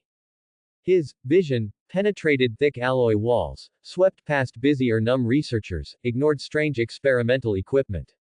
He found it. His perception locked onto a huge underground space deep within the island. There, hundreds of giant metal tanks were arranged, each connected to complex pipes and valves, with menacing skull symbols and the word, danger, painted on them. Even through the tanks, Garp could clearly hear the hissing sound of the highly compressed, extremely unstable, and destructively energetic poisonous gas inside. The number of these tanks far exceeded his imagination. It was much larger than the scale he remembered from his previous life. So many. Garp's brows were tightly furrowed. Marine Fort has been overwhelmed lately, the Science Division's oversight is lax, and the G5 branch is practically useless. As expected, this fool took advantage of the loophole and became lawless. His perception continued to delve deeper, catching conversations within the laboratory. A researcher in a protective suit was nodding and bowing to a Den Den Mushi. Yes, yes. Please rest assured, Lord Joker. The production of Death Country is absolutely guaranteed. Lord Caesar has made rapid progress recently, and the raw material supply is also sufficient. The next demonstration will surely satisfy the buyers. In another room, Caesar Clown was gesticulating wildly in front of a giant screen, which displayed holographic projections of 3 islands, Shirorororo. C. Bolero Island, Minion Island, and this, the poor little island whose name I forgot. They are all non-affiliated countries, and the world government won't care about their lives or deaths. They're perfect for the final tests of my darlings. Simultaneous detonation. The scene will be spectacular. Shirorororo. In front of the screen, several figures with indistinct faces but luxurious clothing seemed to let out satisfied chuckles. Boom. Garp's mind felt as if it had been struck by thunder. An uncontrollable rage instantly overwhelmed his composure. 3 islands full of civilians. His fists clenched abruptly, making the sturdy wooden railing of the ship creak, and veins bulged on his bronzed hands. This madman. Scum. He wants to use the lives of tens of thousands of innocent people to test his crappy weapons. To show off to those fooled buyers. An unparalleled killing intent emanated from the old man as if it were solid, and the surrounding air seemed to solidify. The sea surface near the sunny even rippled unnaturally without any wind. He saw more details. The transport pipes of the poison gas tanks were connected to several super-large launch devices, their target coordinates clearly pointing to those 3 islands.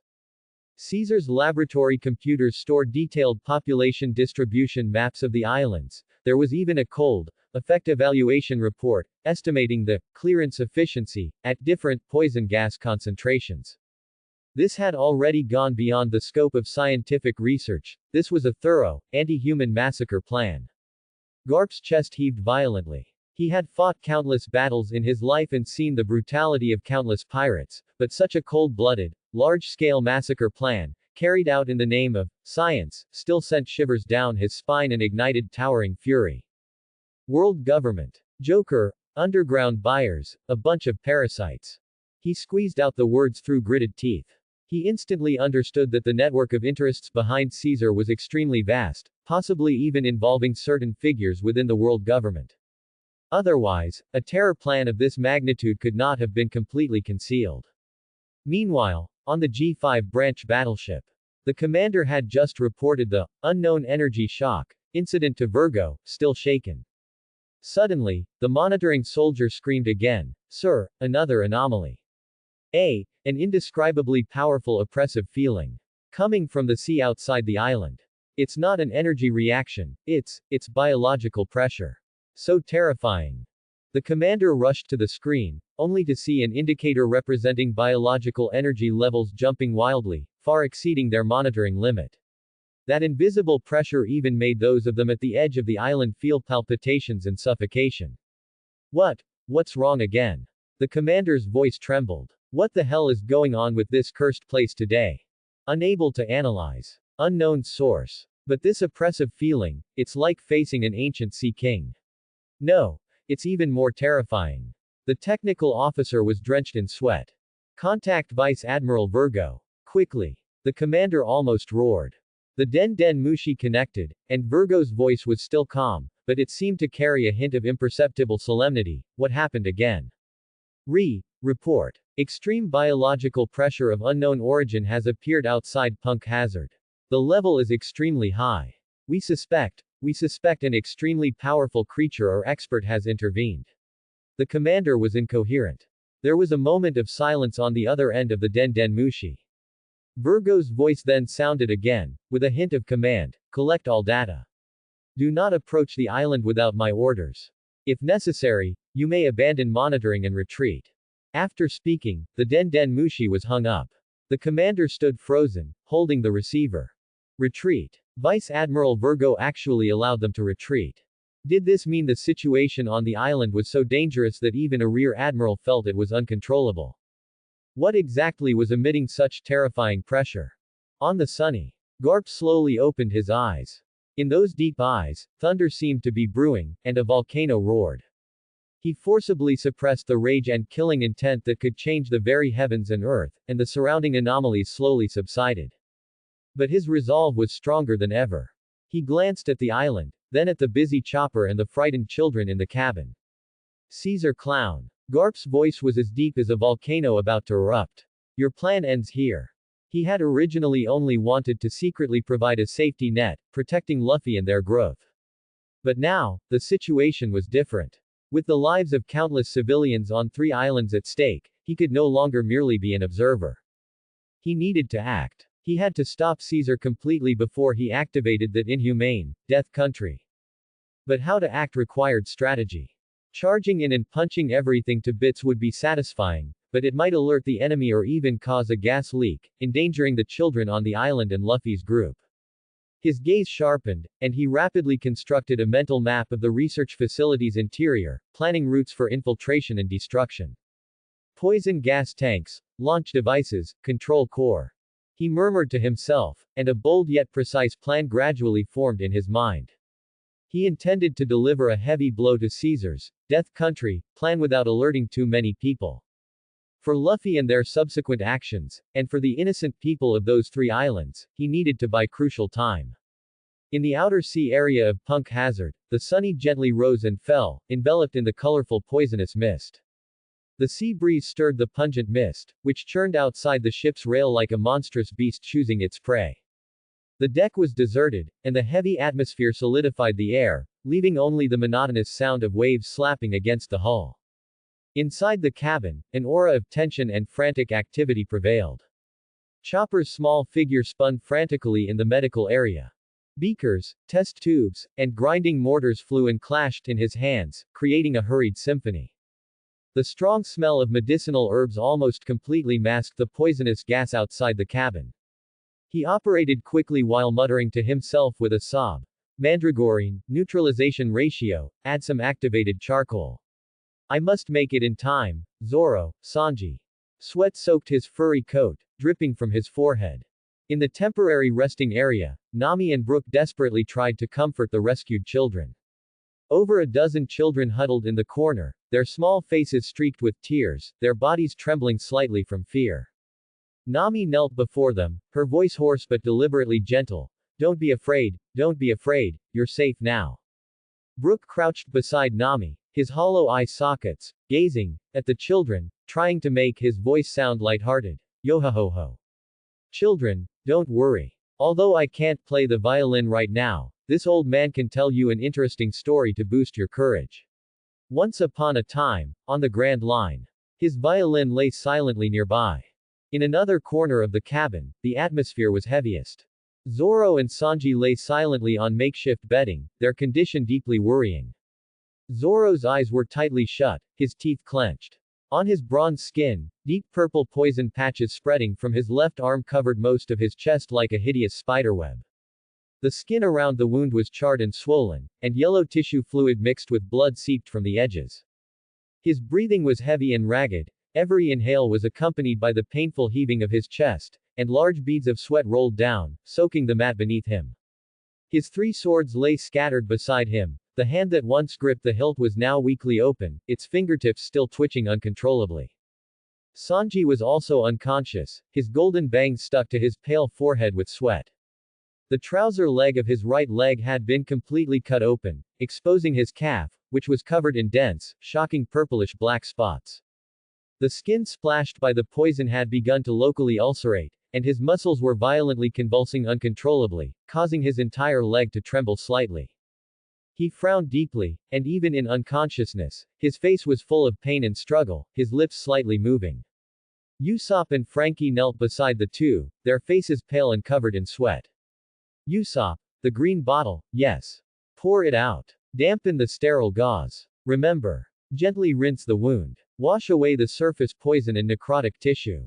Do not rub hard. It will spread the toxins. Be quick. But be gentle. Chopper's voice, tinged with a sob, rang out right next to Usopp's ear. Usopp's hand shook like a leaf in the wind, he could barely hold the medicine bottle. Trembling, he poured out the cold medicinal liquid, soaked the gauze, and cautiously brought his shaking arm close to the horrific wound on Zoro's arm. The instant the liquid touched the ulcerated skin, the unconscious Zoro suddenly convulsed and let out a suppressed groan. Frankie's massive mechanical arm, however, displayed astonishing delicacy at this moment. He used tweezers to pick up another piece of gauze, carefully treating the more severe ulcerations on Sanji's leg. With every touch, Sanji's body would violently spasm, and Frankie's steel fingers trembled slightly from the effort of restraint. That fool Caesar. I'm going to tear you into pieces. He growled through clenched teeth. Robin crossed her arms over her chest, and countless eyes silently opened along the ship's rail and deck, vigilantly scanning the surrounding poisonous mist and the churning sea. I sense faint presences approaching, more than one, enemies are getting close to the ship. Her voice carried a hint of seriousness. On Punk Hazard Island, in the ruins surrounding the research facility, Luffy stood alone on a relatively open patch of rubble. His rubber body was taut like a fully drawn bowstring. His straw hat was pulled low, covering most of his face, but his eyes burned with unprecedented fury, fixed intensely on the faint outline of the research facility looming in the poisonous mist ahead. Subtle cracks appeared in the ground beneath his feet. Caesar. Luffy's roar, like the bellow of a wounded beast, pierced the poisonous mist, shaking the surrounding rubble until it rattled down. Hand over the antidote, or I'll tear this broken island apart. Behind him lay only empty ruins and churning poisonous mist. At this moment, he was completely alone. The poisonous mist ahead began to churn violently.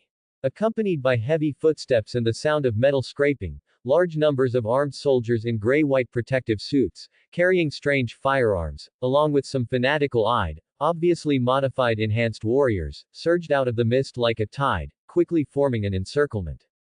Leading the group, one person floated in midair, flapping her ice and snow wings, a cold, mocking smile on her face, the snow woman Monet. Shirororororo tilde tilde. Caesar Clown's maniacal, smug laughter boomed through the scattered loudspeakers, filled with nauseating excitement. Straw Hat. Are you angry? Are you despairing? How does it feel watching your comrades struggle in pain? Inside the monitoring room, Caesar watched the miserable state of Zoro and Sanji on the screen, gesticulating wildly with excitement. Don't rush. You'll be joining them soon enough. As thanks for providing perfect experimental data, you will be the first audience for the debut of the Death Country. Initiate warm-up procedure.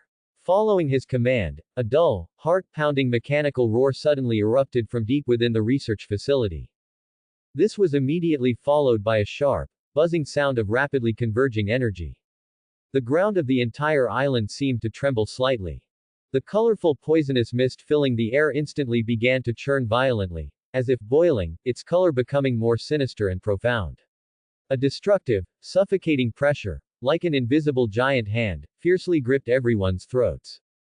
That fool. Luffy's eyes were bloodshot, his rubber fists cracking, and the fissures in the ground beneath him deepened. At the bow of the Sunny, Garp stood firm as a reef. The sea breeze ruffled his graying hair and the hem of his large shirt. His deep eyes were now like searchlights piercing through all the mist. 3 islands, tens of thousands of civilians. Garp's whisper rolled in his throat like muffled thunder. The usual boldness and casualness vanished from his weathered face, replaced by a nearly solidified, awe-inspiring majesty and towering rage. It was the kind of all-consuming fury that only erupts when witnessing a loved one in peril or innocent lives about to be trampled.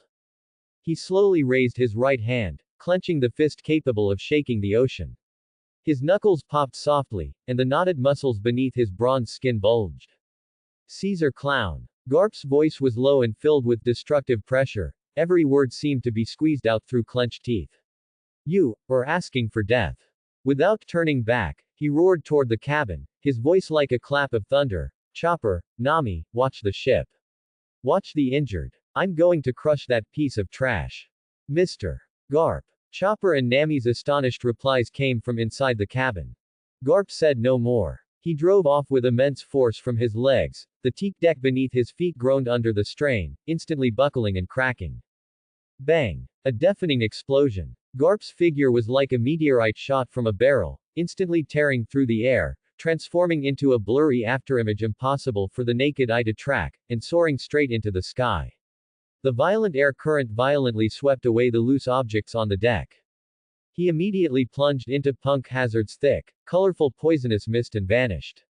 Only a rapidly spreading circular shockwave and a lingering sonic boom cloud remained on the sea surface.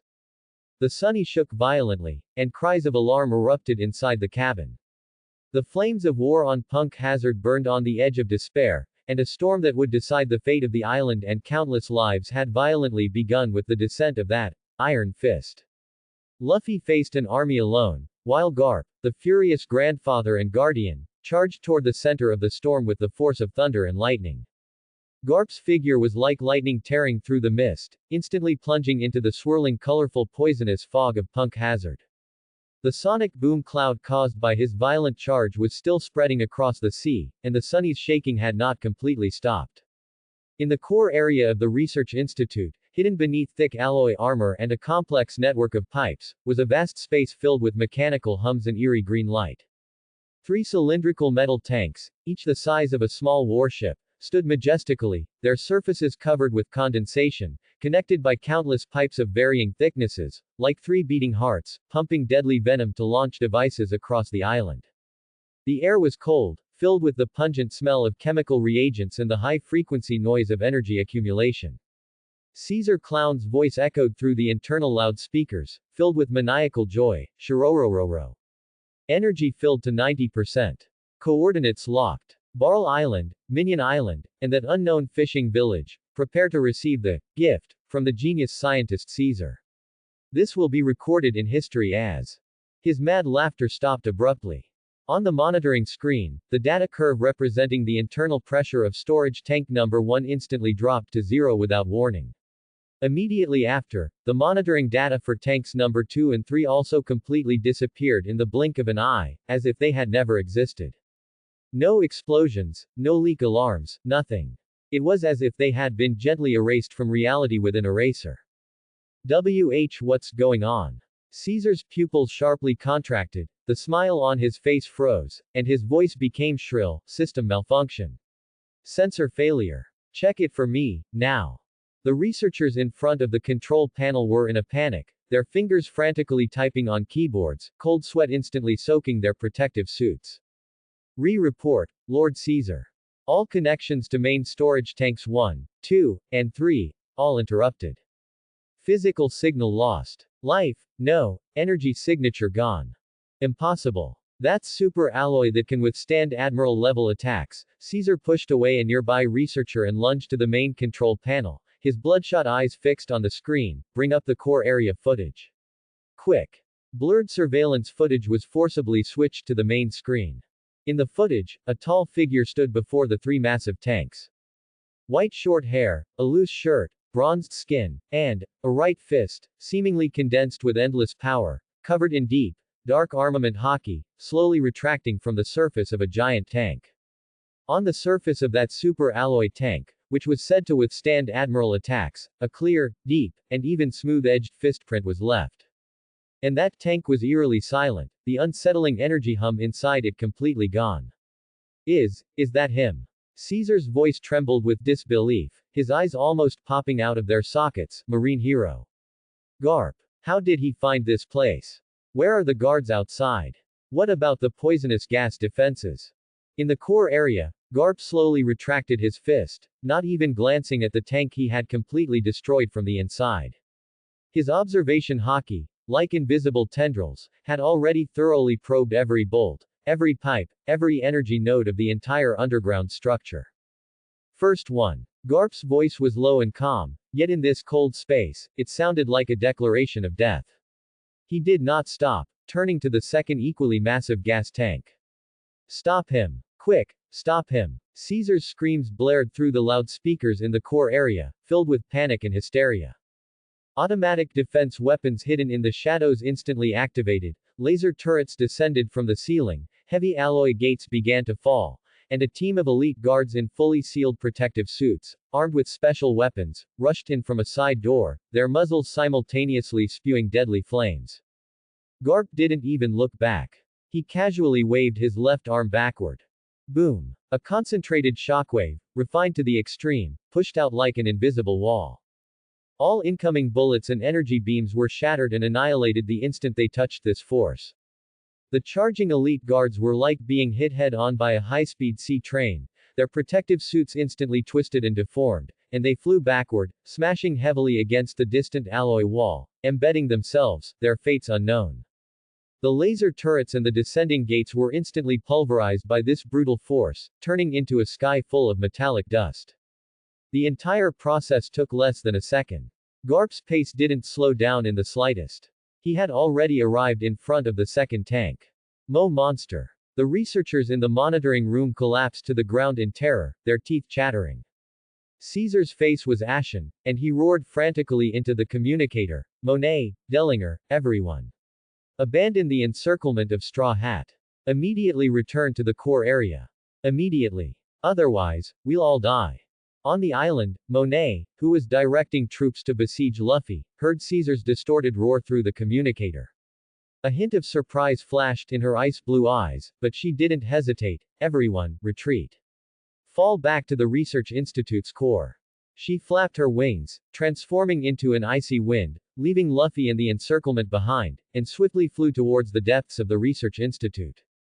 Luffy, who was struggling in battle, swinging his rubber fists, paused. Why are they all running away?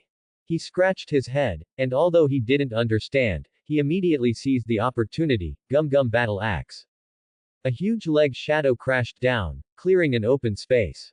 In the core area, Garp's fist was once again covered in that incredibly profound armament hockey, and he gently pressed it against the second tank again. Crush it. The same dull hum. The same complete energy annihilation. The same smooth and deep fist print. The second tank, silent.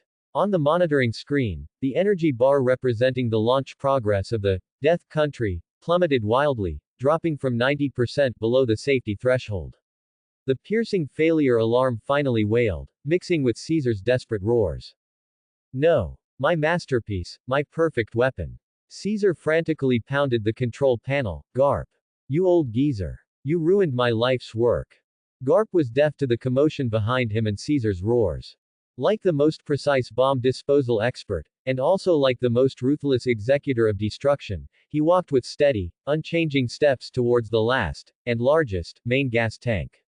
Third one. His tone was devoid of any emotion, as if he were merely completing a routine task.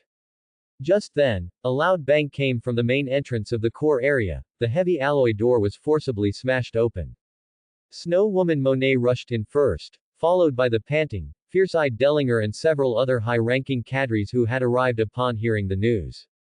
Garp. Stop. Monet shrieked, flapping her wings, and an intensely cold blast swept out, instantly turning half the space into an ice cellar. Countless sharp ice shards shot towards Garp's back like a torrential rain. Almost simultaneously, Dellinger's figure flashed, quick as lightning, her sharp high heels thrusting directly at Garp's neck. Garp didn't even turn around. His left hand remained in his pocket, but his right fist changed direction, striking out seemingly casually at the last giant gas tank. I told you, don't get in the way. The peak of his fist did not touch the tank, but under the extreme, internalized armament hockey, an invisible, highly concentrated shockwave erupted through the air. Bang! The dull thud this time didn't come from inside the tank, but from in front of Garp. Monet's absolute cold air, capable of freezing steel, shattered and evaporated like fragile glass the instant it made contact with this shockwave. Dellinger, even faster than she arrived, flew backward, crashing heavily into the other cadres who had just rushed in, causing a chorus of screams and the sound of cracking bones. And Garp's right fist, its true target, simultaneously with the airstrike, had silently imprinted itself on the surface of the last giant gas tank, like a hot knife through butter. Ohm. The third dull hum. The third fist print. The last restless, destructive energy, completely stifled, neutralized, and reduced to nothingness before it could erupt. Garp slowly retracted his fist and stood upright. He looked around. It was a scene of utter devastation. 3 giant gas tanks stood like silent gravestones, each bearing a deep fist print on its surface, their interiors now completely empty. All defensive measures were rendered useless before him. Only then did he turn around, his gaze calmly sweeping over Monet, Dellinger, and the others who lay on the ground, pale with shock after being repelled by his single strike. Finally, his gaze seemed to penetrate layers of walls, falling upon Caesar Clown in the monitoring room, whose face was ashen and body trembling. Caesar Clown. Garp's voice was not loud, yet it struck everyone's heart like a heavy hammer. I've dismantled your toys. Next, it's your turn. The entire core area of the research institute fell into a dead silence. Only the failure alarm continued its futile wailing, along with Caesar's uncontrollable heavy breathing and whimpers of fear transmitted through the loudspeakers. The plan to destroy the Death Country was utterly crushed at its most critical moment before activation, by a pair of invincible iron fists, in the most direct, overbearing, and precise manner. Inside the core area of the research facility, a deathly silence enveloped everything. 3 enormous gas storage tanks stood silently like the corpses of massive beasts drained of their souls, the 3 deep fist prints on their bodies silently testifying to the incredible power of what had just occurred. The cold air was filled with the smell of metal dust and residual chemical reagents, as well as bone-deep fear. Snow Woman Monet struggled to her feet, her icy blue eyes filled with horror and disbelief, a crack appearing on her beautiful face for the first time. Dellinger and several other high-ranking executives collapsed in the rubble, groaning, unable even to stand up. The failure alert on the monitor screen continued to flash uselessly, reflecting the paper-white face of Caesar Clown, which was etched with despair and madness. No. Impossible, my death country, my life's work. Caesar slumped in front of the control panel, clutching his hair tightly, muttering incoherently. He then suddenly lifted his head and let out a hysterical scream into the microphone. Why? Garp. Why are you opposing me, opposing great science? Garp stood tall in the center of the ruins, slowly retracting his fist. His towering figure seemed to fill the entire space, and the sense of oppression he brought even surpassed that of the 3 giant gas-filled tanks from moments before. He completely ignored Caesar's raving, and didn't even spare a glance for Monet and the others lying on the ground. His observation hockey, like an invisible tide, instantly expanded, penetrating layers of walls, and accurately pinpointing the scene on the other side of the island once again. His grandson, Luffy, was alone, facing a purple slime that had reformed. Though much smaller in size, it still emitted deadly poison gas. As well as, more soldiers and modified humans who had taken the vicious drug and knew no fear, surging in from all directions. And further away were the children rescued by the Straw Hat, who were now terrified and helpless. Endless trash. Garp's brow furrowed tightly, and a flash of extreme impatience crossed his eyes. The trouble here was solved, but the crisis over there was ongoing. He couldn't waste any more time here. Just then, a piercing alarm sounded again. This time it was a gas leak alarm coming from various parts of the island. In his despair, Caesar activated his final, desperate plan, releasing all the residual gas in the research facility that hadn't been loaded into the main tanks. Shirororororo. Caesar's voice came through the loudspeaker, filled with maniacal vengeful pleasure. Garp, you destroyed my life's work. Then let's die here together. Let the whole island be our burial ground. Let the poison gas devour everything. Colored toxic mist began pouring frantically out of ventilation ducts and cracks in the damaged walls, rapidly spreading and sharply increasing in concentration. Monet, who was on the ground, changed expression. She subconsciously flapped her wings, trying to fly away, but realized the inhaled gas made her dizzy and disoriented. Garp snorted coldly, a dying struggle. He didn't linger. He bent his legs slightly, and the ground beneath his feet exploded. Moonwalk. Bang. His figure shot into the sky like a cannonball, directly smashing through the alloy ceiling of the research facility's core area, breaking through layers of building structure, and violently charging in a straight line toward Luffy's location. Every wall, floor, and pipe that stood in his way was shattered by that unstoppable, brute impact force. A massive vertical shaft, cutting through half the research facility, was violently punched out by him. On the island plaza, Luffy was panting heavily, his rubber body bearing several scrapes and scorch marks. He had just repelled a wave of enemy attacks, but the smaller purple poisonous slime wriggled and reformed, emitting a nauseating aura, and once again approached him and the children. More enemies emerged from the toxic mist, their eyes flashing with the mad red light induced by the drug. Just then, boom! An earth-shattering roar came from above their heads. The massive outer wall of the research facility near the plaza side suddenly exploded, leaving a huge hole. Rubble mixed with twisted metal rained down like a storm. A figure, descending like a god, carrying an unparalleled aura and fierce wind, crashed heavily into the center of the plaza, positioning himself directly between the creeping poisonous slime, Luffy, and the children. A shallow crater was formed in the ground, and dust filled the air.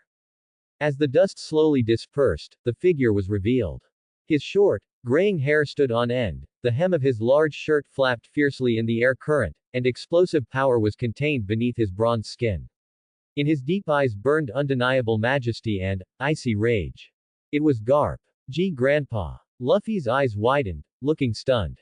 All the surrounding soldiers and modified humans stopped involuntarily, intimidated by this sudden terrifying aura. The madness induced by the drug seemed to be suppressed. The purple poisonous slime also seemed to sense a great threat, and its creeping speed slowed down. Garp didn't look at Luffy at all. His gaze was fixed on the aggregate of venomous liquid emanating the aura of death, and on the trembling children further beyond. Caesar's madness, the danger of the gas, the innocence of the civilians, his grandson's predicament, all his rage converged at this moment. This is the end, you scum. Garp's roar exploded like thunder from the nine heavens, shaking the entire plaza and even temporarily overwhelming the hiss of the poison gas and the clamor of the enemies. The haki contained within the sound caused several nearby enemies to immediately roll their eyes back and collapse, foaming at the mouth. He adopted a classic boxing stance, his right fist clenched, muscles bulging on his arm. The extremely restrained yet terrifying armament haki instantly covered it, the blackness so profound it seemed to absorb all light. The air around his fist began to twist and tremble, emitting a low hum. Serious punch 40%. Emotion-driven, extreme rage to protect civilians. There was no charging up, no hesitation. Following that declaration, Garp's fist shot out violently. It did not hit the slime directly, but stopped abruptly about an inch in front of it. However, the terrifying, precisely controlled power contained within the fist, enough to shatter mountains and cleave seas, erupted like an invisible raging torrent. Buzz. An indescribable shockwave, condensed to the extreme, like an invisible giant fist, instantly crushed the massive poisonous slime. There was no explosion, no flash. The monster, composed of highly toxic slime and gas, which was difficult to damage with physical attacks, had its core structure instantly and completely disintegrated, shattered, and purified at the most microscopic level upon contact with this force. Like snow beneath the sun, like a sandcastle in a gale. The huge purple body trembled violently, twisted, and then, amidst a fierce, hissing sound, rapidly dissipated and collapsed at a visible speed. The nauseating poison gas was forcibly neutralized and purified, turning into harmless wisps of white steam that quickly vanished into the air. It took barely 1 second.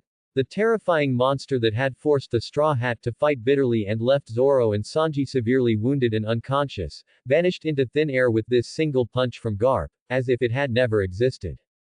The entire plaza fell into a dead silence. All the remaining enemies, including those who had taken the vicious drug, froze in place, staring dumbfounded at this miraculous sight. The fervor brought on by the drug was completely overridden by primal fear. Luffy's mouth hung open, his rubber chin nearly hitting the ground. So strong. On the sunny in the distance, Usopp, who saw the scene through a telescope, immediately knelt down. You must be kidding me. Chopper covered his mouth with his little hooves, stars in his eyes. Super. Nami and Robin were filled with shock. Even the unconscious Zoro and Sanji seemed to stir slightly due to the sudden impact of this massive external energy. Garp slowly retracted his fist and stood up straight. White steam curled up from his fist. He looked around. Wherever his gaze fell, the remaining enemies screamed and collapsed in swaths, falling unconscious, as if struck by an invisible giant hammer. The haki pressure contained merely in his gaze was more than these small fry could withstand. Clearing out the small fry only required a single punch. The concentration of poison gas in the plaza dropped significantly due to the disappearance of the slime and the air currents caused by Garp's punch. Only then did Garp turn around, his gaze falling on Luffy. He frowned, his tone carrying his usual rudeness and disdain. Brat, what are you standing around for? Hurry up and take those people back to the ship.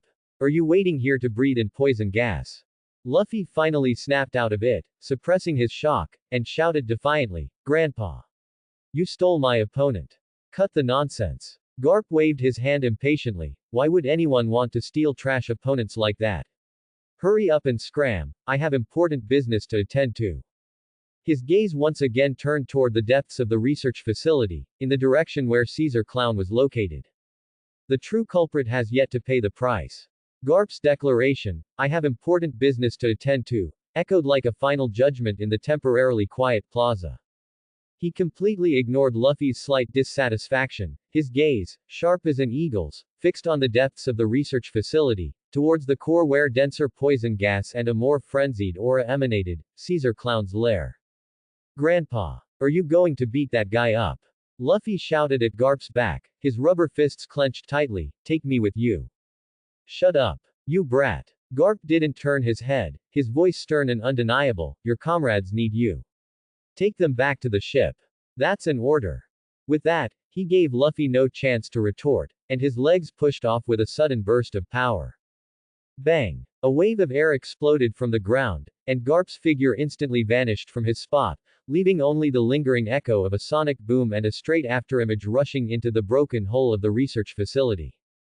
His speed was so immense that it created a gust of wind, almost blowing Luffy's straw hat away. Luffy held onto his hat, looking at the direction his grandpa disappeared, stomping his foot in frustration. But he glanced at the still frightened children around him, then remembered the heavily injured Zoro and Sanji on the ship, and gritted his teeth, HMPH. Next time, I'll definitely beat him up myself. Brothers. Let's go back to the Sunny. Deep within the research facility, in the main monitoring room. Caesar Clown slumped in front of the control panel, drenched in cold sweat.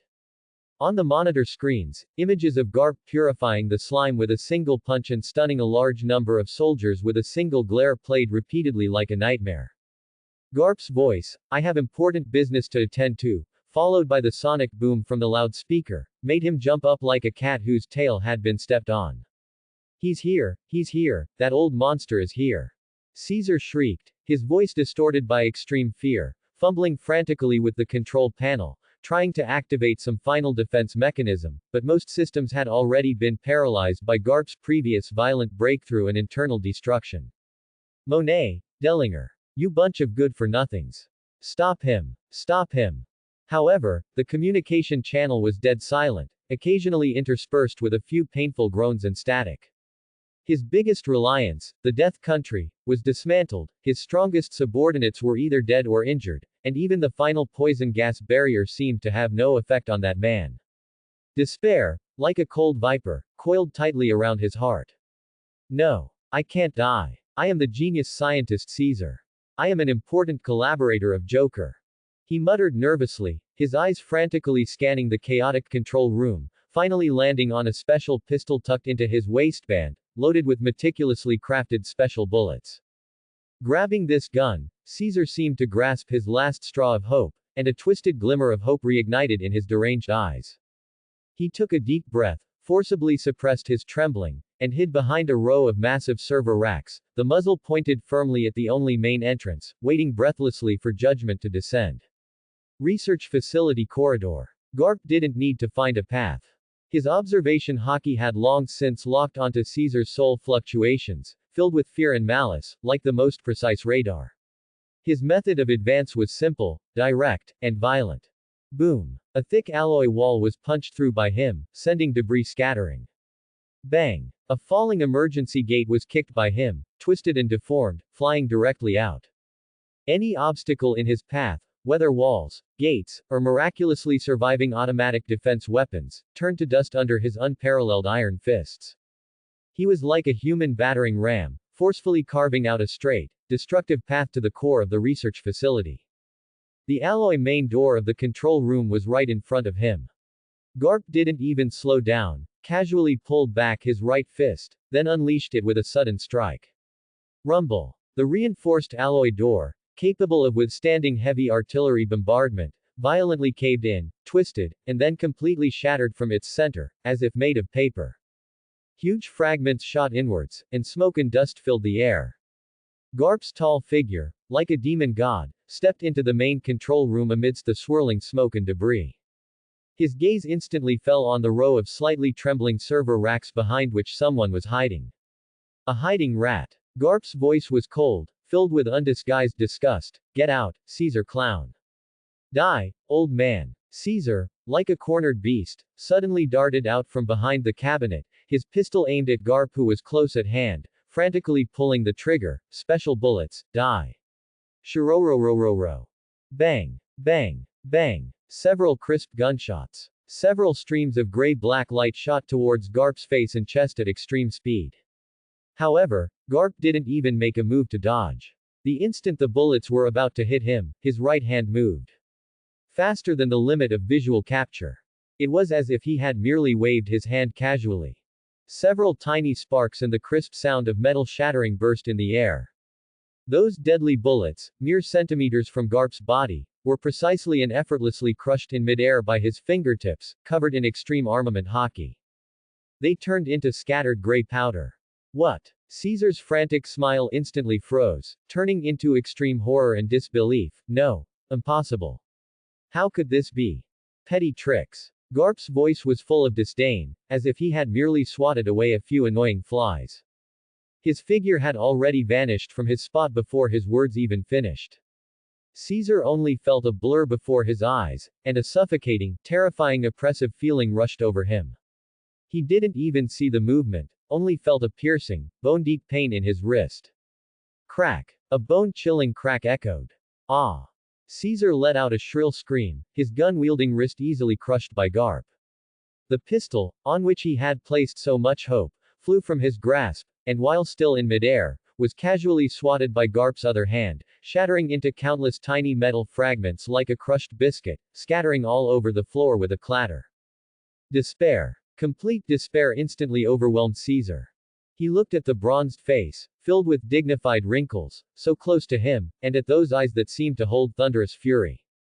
All his madness, all his lucky, all his arrogance were instantly crushed. His legs gave out, and he soiled himself, collapsing to his knees on the ground. Mercy, have mercy. Lord Garp. Caesar, tears and snot streaming down his face, babbled incoherently, begging for his life. Garp's eyes showed no pity, only cold disgust. Experimenting on civilians, using children's lives as bargaining chips, trash like you doesn't even deserve to feed the fish in the new world. He didn't say another word of nonsense. His right fist pulled back, and dark armament hockey instantly coiled around it, the condensed power causing the surrounding air to twist and hum. Then, he punched out. This punch was not the precisely controlled, internal destruction, from before, but a fist of punishment filled with pure rage and absolute power. A heavy thud echoed through the main control room like a drum. The fist landed squarely on Caesar Clown's abdomen. Pooah! Caesar's eyeballs instantly bulged out, his mouth stretched to its limit, and filth mixed with stomach acid and blood gushed out. His body, as if hit head-on by a high-speed sea train, folded into a grotesque angle, flying backward off the ground. He successively smashed through the remaining control panels and server racks behind him, finally embedding himself into the furthest alloy wall like a pile of mud. A human-shaped indentation was deeply impressed. Spiderweb-like cracks spread from him across the wall. Caesar Clown was completely knocked unconscious, his life force as weak as a flickering candle in the wind. Even if he survived, he would essentially be crippled for life. Garp slowly retracted his fist, not even glancing at the useless man embedded in the wall. He surveyed the chaotic main control room, sparking with electricity, and snorted. He walked over, grabbed Caesar by the hair with one hand like a bag of trash, forcibly dug him out of the wall, and dragged him across the floor. Dragging the unconscious Caesar, he walked out of the dilapidated main control room and into a relatively open, damaged corridor where the outside sky could be seen.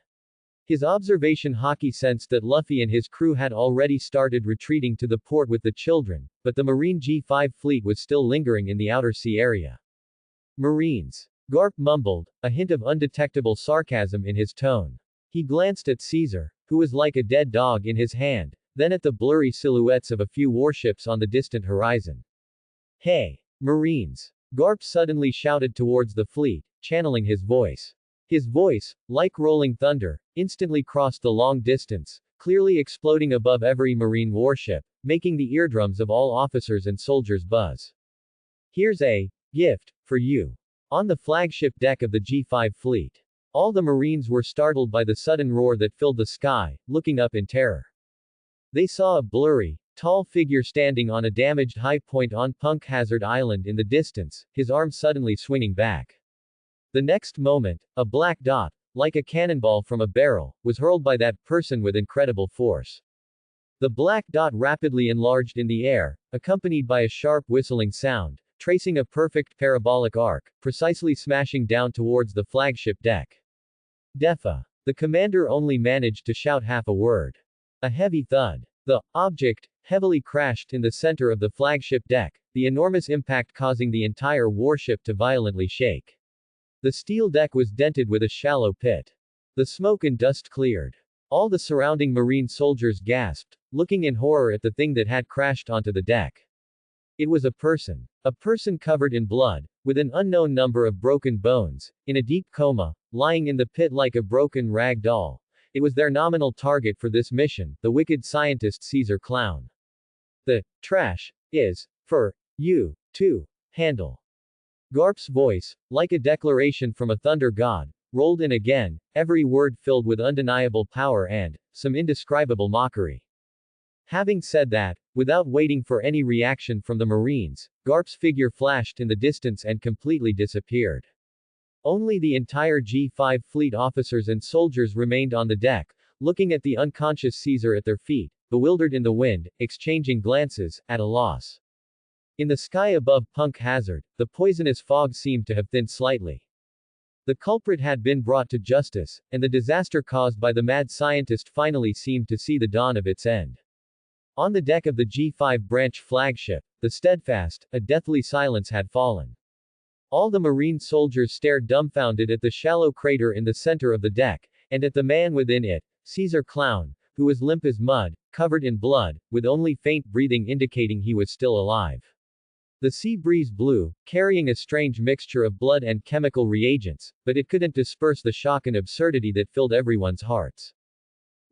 What is this? A young sailor stammered, breaking the silence. The commander's face was ashen, veins throbbing on his forehead. He looked at the important scientific criminal at his feet, who was theoretically their target for this operation, then looked up at Punk Hazard Island in the distance, still shrouded in toxic fog and eerily quiet. Garp's thunderous declaration seemed to still echo over the sea, "The trash is yours to deal with." "Sir, what do we do now?" The adjutant stepped forward, his voice trembling slightly with bewilderment. "Arrest him. But he looks like he's dying." The commander snapped back to reality, his facial muscles twitching. He almost growled through gritted teeth. "What else can we do?" "Medic, immediate resuscitation. Don't let him die. Hurry." Several medics and nurses, as if waking from a dream, scrambled forward with their medical kits, carefully lifting Caesar out of the pit for emergency examination and treatment. Seeing Caesar's horrific injuries, even the experienced old medic gasped. Multiple comminuted fractures throughout his body, severe internal organ rupture and bleeding, extremely weak vital signs. What kind of monster caused these injuries? The medic's voice was trembling. Just then, a communications officer ran over, panting, "Report, Commander, Marineford. Marineford emergency encrypted communication. It's an order personally issued by Fleet Admiral Sengoku." The commander's heart tightened. He immediately strode towards the ship's bridge communication room and snatched up the Den Den Mushi receiver. The Den Den Mushi mimicked Fleet Admiral Sengoku's serious expression, tinged with an undeniable weariness. "This is the G5 branch flagship. Fleet Admiral Sengoku." There was a moment of silence from the other end of the Den Den Mushi, then Sengoku's heavy voice came through. "I have been informed of the situation on Punk Hazard through special channels. Now, listen carefully to my orders and execute them precisely." "Yes, Fleet Admiral." "First, immediately, receive, former Science Division member, traitor scientist Caesar Clown, as well as any potential, residual research results and data. Ensure his survival. he is an important witness and source of results. The commander's mouth twitched. Yes. He cursed inwardly, thinking how lightly receive and residual results were spoken. Second, immediately blockade the sea area around Punk Hazard, prohibiting any unauthorized vessels from approaching or leaving. Announce to the public that the G5 branch fought valiantly, successfully stopped the illegal scientist Caesar Clown's terror experiments, and apprehended him. The commander felt his cheeks burning. Yes. Fought valiantly. They hadn't even dared to set foot on the island. Third, and most importantly, Sengoku's tone suddenly intensified, filled with unquestionable authority. Absolutely, no direct conflict of any kind with Monkey D. Garp and the Straw Hat crew. If encountered, immediately evade. Any of their actions are temporarily, not to be interfered with. Do you understand? The last sentence was practically shouted. The commander's scalp tingled from the sudden, severe order. He instinctively stood at attention. Yes, Fleet Admiral. Absolutely avoid conflict. No interference. Execute the orders. Further handling plans will be announced separately. Sengoku's voice carried a deep sense of powerlessness, then the communication was cut. The commander stood rooted for a full 10 seconds, holding the now silent Den Den Mushi receiver, before slowly lowering it.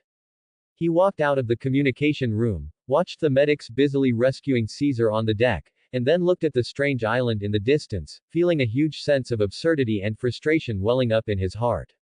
Sir, what were the fleet admiral's orders? The adjutant asked cautiously. The commander took a deep breath, trying to calm his turbulent emotions, then sternly began issuing orders. Relay to all ships, immediately establish a blockade, all guns pointed outwards. No one is allowed to approach Punk Hazard without my command. Issue a public announcement. State that RG5 branch, after a bloody battle, has successfully stopped the terror experiments and apprehended the main culprit, Caesar Clown. The adjutant opened his mouth as if to say something, but seeing the commander's grim face, he ultimately swallowed his words and saluted. Yes, sir. Marineford, Fleet Admiral's office. Sengoku put down the Den Den Mushi, looking as if he had aged several years, and heavily sat back in his large chair. He took off his frog-shaped glasses and vigorously rubbed his throbbing temples. The office was a mess, several crumpled papers scattered on the floor, indicating the emotional storm his owner had recently experienced. Garp, you old fool. Sengoku cursed under his breath, his voice filled with weariness and anger. Every time you cause a massive problem for me. You killed Sakazuki, defected from the Marine, and now you've gone and smashed the world government's secretly supported research base to smithereens, even throwing the main culprit to the branch Marine like trash. How am I supposed to clean this up? He could almost imagine the fury of the Gorosei upon receiving the news. He vaguely knew some of the interests and secrets involved behind the Punk Hazard experiments. Caesar Clown was not only Doflamingo's man but also one of the White Gloves, conducting various dangerous research under the tacit approval of certain high-ranking world government officials. Now, this veil of secrecy had been completely torn apart by Garp in the most brutal way. Garp's actions were undoubtedly a harsh slap to the world government's face, further damaging the Marines' already shaky prestige due to the admiral changes and internal turmoil. However, Sengoku looked up, his gaze falling on a newly received preliminary report about the G5 branches, successful apprehension of Caesar. This report was, of course, hastily concocted under his guidance. Garp had, paradoxically, personally delivered Caesar, this evidence of crime and research achievement, back into the Marines' hands. A living Caesar, possessing a vast amount of forbidden scientific knowledge, was undoubtedly an irresistible gift for the Marines' Science Division, which urgently needed to regroup and was eager to acquire new power. This credit was enough for the Marine to seize a bit of initiative in the upcoming public opinion and political maneuvering, and even to exert pressure on the world government in return. Fool Garp, was that unintentional, or did you calculate this point? Sengoku muttered to himself. He knew his old comrade, it was most likely the former. Garp always acted on instinct and disdained such calculations. But the result was that he, the fleet admiral, was put on the hot seat. He had to make good use of Caesar as a card. He needed to show the Gorosei the Marines' achievements and value, to quell their anger, and also subtly hint at the Marines' sacrifice and grievance in this matter to gain more autonomy and resources. At the same time, he had to strictly warn all insiders to standardize their statements and whitewash this farce into a great victory for the Marine. The delicate balance required extremely subtle handling. One wrong step, and the consequences would be unimaginable.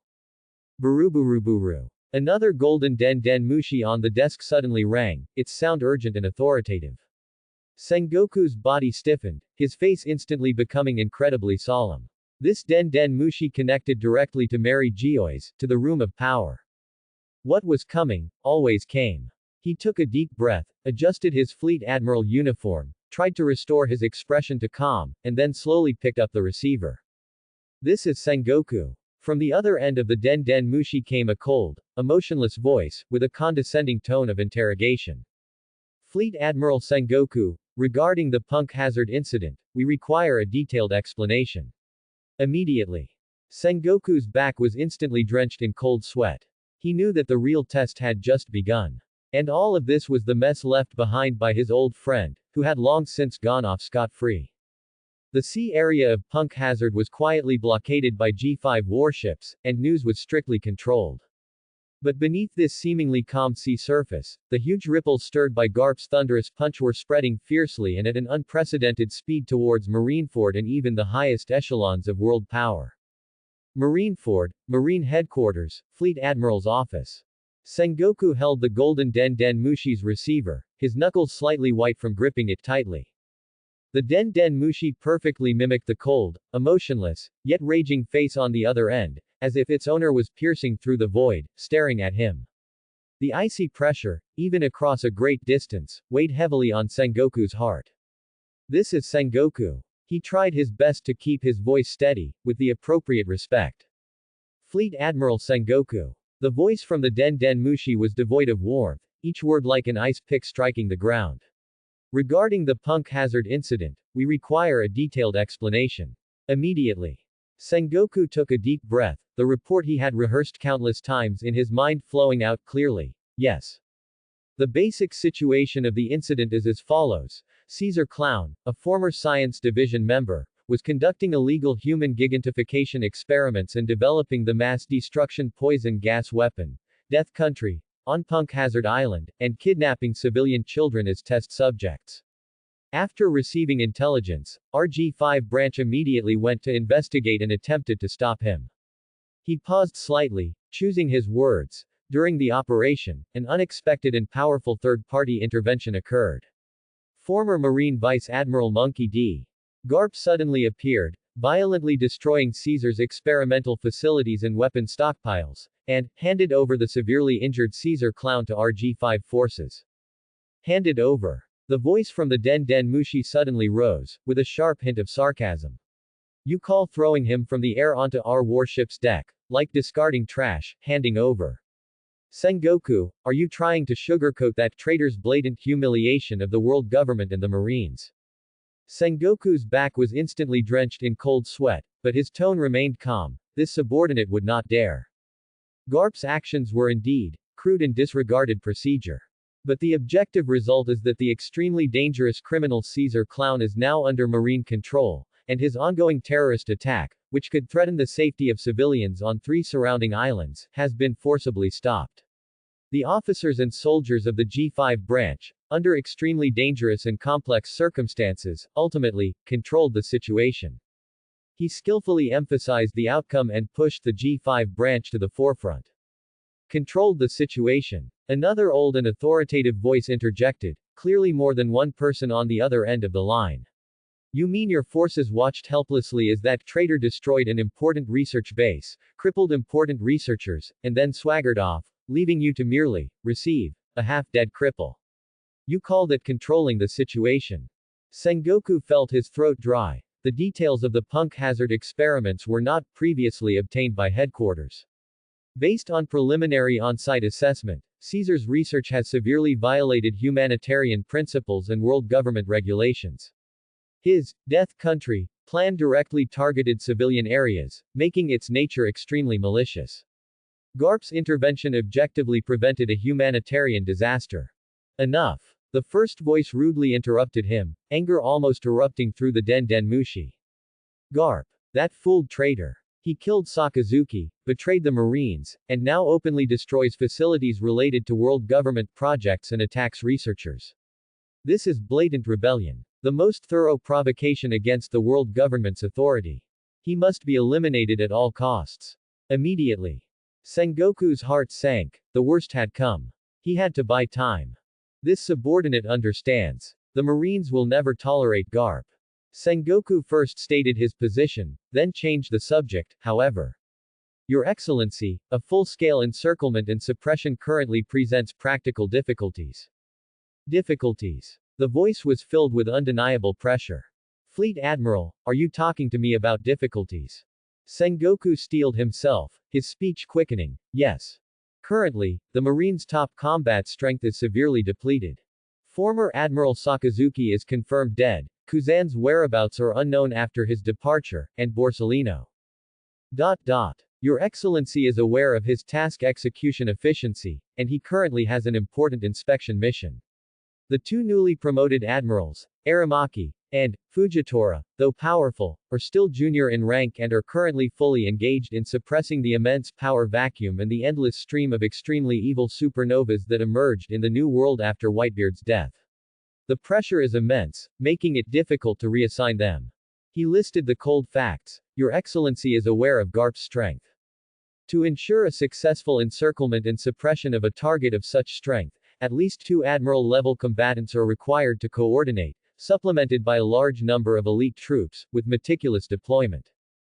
Forcibly reassigning them now would not only make the success rate of the encirclement operation questionable but also potentially create a fatal loophole in the New World's defense line. The resulting surge of pirates would cause destruction far exceeding the threat posed by one Garp. Please consider this carefully, Your Excellency. A brief silence fell on the other end of the line. Only suppressed breathing could be heard, indicating that the Gorosei were weighing this harsh reality. After a while, another, calmer voice spoke, with a hint of impatience. Then how do you intend to handle this? Are you just going to let that traitor roam free, continuing to humiliate the world government? Sengoku's heart settled slightly, knowing that the other party had temporarily accepted reality and entered the bargaining stage. He immediately put forward his prepared plan. This subordinate suggests a two-step approach. First, immediately and publicly announce the G5 branches, brilliant achievement, successfully stopping the terror scientist Caesar Clown's island-destroying plan and capturing him alive. Guide public opinion towards the Marines, righteous actions, and powerful strength, downplaying Garp's presence, and restoring the Marines' prestige as much as possible. Second, Sengoku continued, Caesar Clown possesses a large amount of valuable scientific data and knowledge. We should immediately organize the headquarters, most reliable team of scientists to conduct a protective interrogation and data recovery, to maximize the conversion of his research achievements into the strength of the Marine Science Division. This move will not only enhance our strength but also demonstrate to the outside world that any force daring to challenge order will ultimately be absorbed and utilized by the Marines, becoming a cornerstone for upholding justice. He paused, then added the most crucial point. As for Garp, at this stage, the focus should be on strict monitoring and intelligence gathering. Once the New World situation stabilizes slightly, or his exact whereabouts and weaknesses are confirmed, we will immediately dispatch elites for a thunderous strike. Currently, it is not advisable to alert him. A long silence. Sengoku could feel the Gorosei exchanging glances on the other end of the line. Finally, the first cold voice spoke again, with extreme reluctance but also a sense of having to compromise. Do as you say, Sengoku. Immediately handle the aftermath of Punk Hazard and suppress all unfavorable news. Caesar Clown and his knowledge must be completely under Marine control. As for Garp, his head will remain on his neck for now. But remember, this is temporary. If similar incidents occur again, and the Marines remain inactive, then, Fleet Admiral, you will need to personally come to Mary Geoise to explain to us the meaning of the Marines' existence. Yes. This subordinate understands. I will handle it properly. Sengoku immediately promised, his back already soaked. HMPH. After a cold snort, the communication was decisively cut off. Sengoku slowly put down the receiver, slumping into the fleet admiral's chair as if drained of strength, letting out a long sigh. This call was no less intense than a fierce negotiation with a four-emperor. He knew this was only a temporary lull. The Gorosei's anger had not vanished, it had merely been forcibly suppressed by reality. Once marine combat strength recovered, or Garp did something else earth-shattering, that accumulated rage would erupt in an even more terrifying form. And the culprit. Sengoku picked up another ordinary Den Den Mushi on his desk and connected to Vice Admiral Suru of the staff office. Suru, it's me. His voice was filled with weariness. The plan has changed. Immediately activate the highest level public opinion control plan, with the theme, G5 branch valiantly captures island destroying madman Caesar. Yes, cover up all details about Garp. At the same time, dispatch an absolutely reliable science team to the G5 fleet as quickly as possible to receive Caesar, and escort him directly to Vegapunk's laboratory. Remember, it's receive and protective research, the wording must be precise. He rubbed his temples, adding, also, notify all intelligence units to raise the monitoring level for Monkey D. Garp, codename, Uncontrolled Iron Fist. But strictly prohibit any form of active provocation or contact. Repeat, prohibit contact. After giving the orders, Sengoku leaned back in his chair, looking out at Marineford's bustling harbor and the fluttering marine flags. Garp, you old fool, you almost poked a hole in the sky this time. He muttered, his tone complex. There was annoyance, a faint, almost imperceptible feeling for his old friend's still fierce and invincible spirit, but more than that, there was the immense pressure and helplessness of a fleet admiral who had to clean up the mess. The toxic fog of punk hazard might be dissipating, but the political storm and power struggle it ignited had only just begun to ripple through the highest echelons of the world. And Garp, the eye of this storm, had already swung his fist, hidden his identity and fame, and continued on his unpredictable journey. Invisible shackles had fallen, and though they couldn't bind him yet, the shadow of pursuit was becoming increasingly clear. Thanks for watching.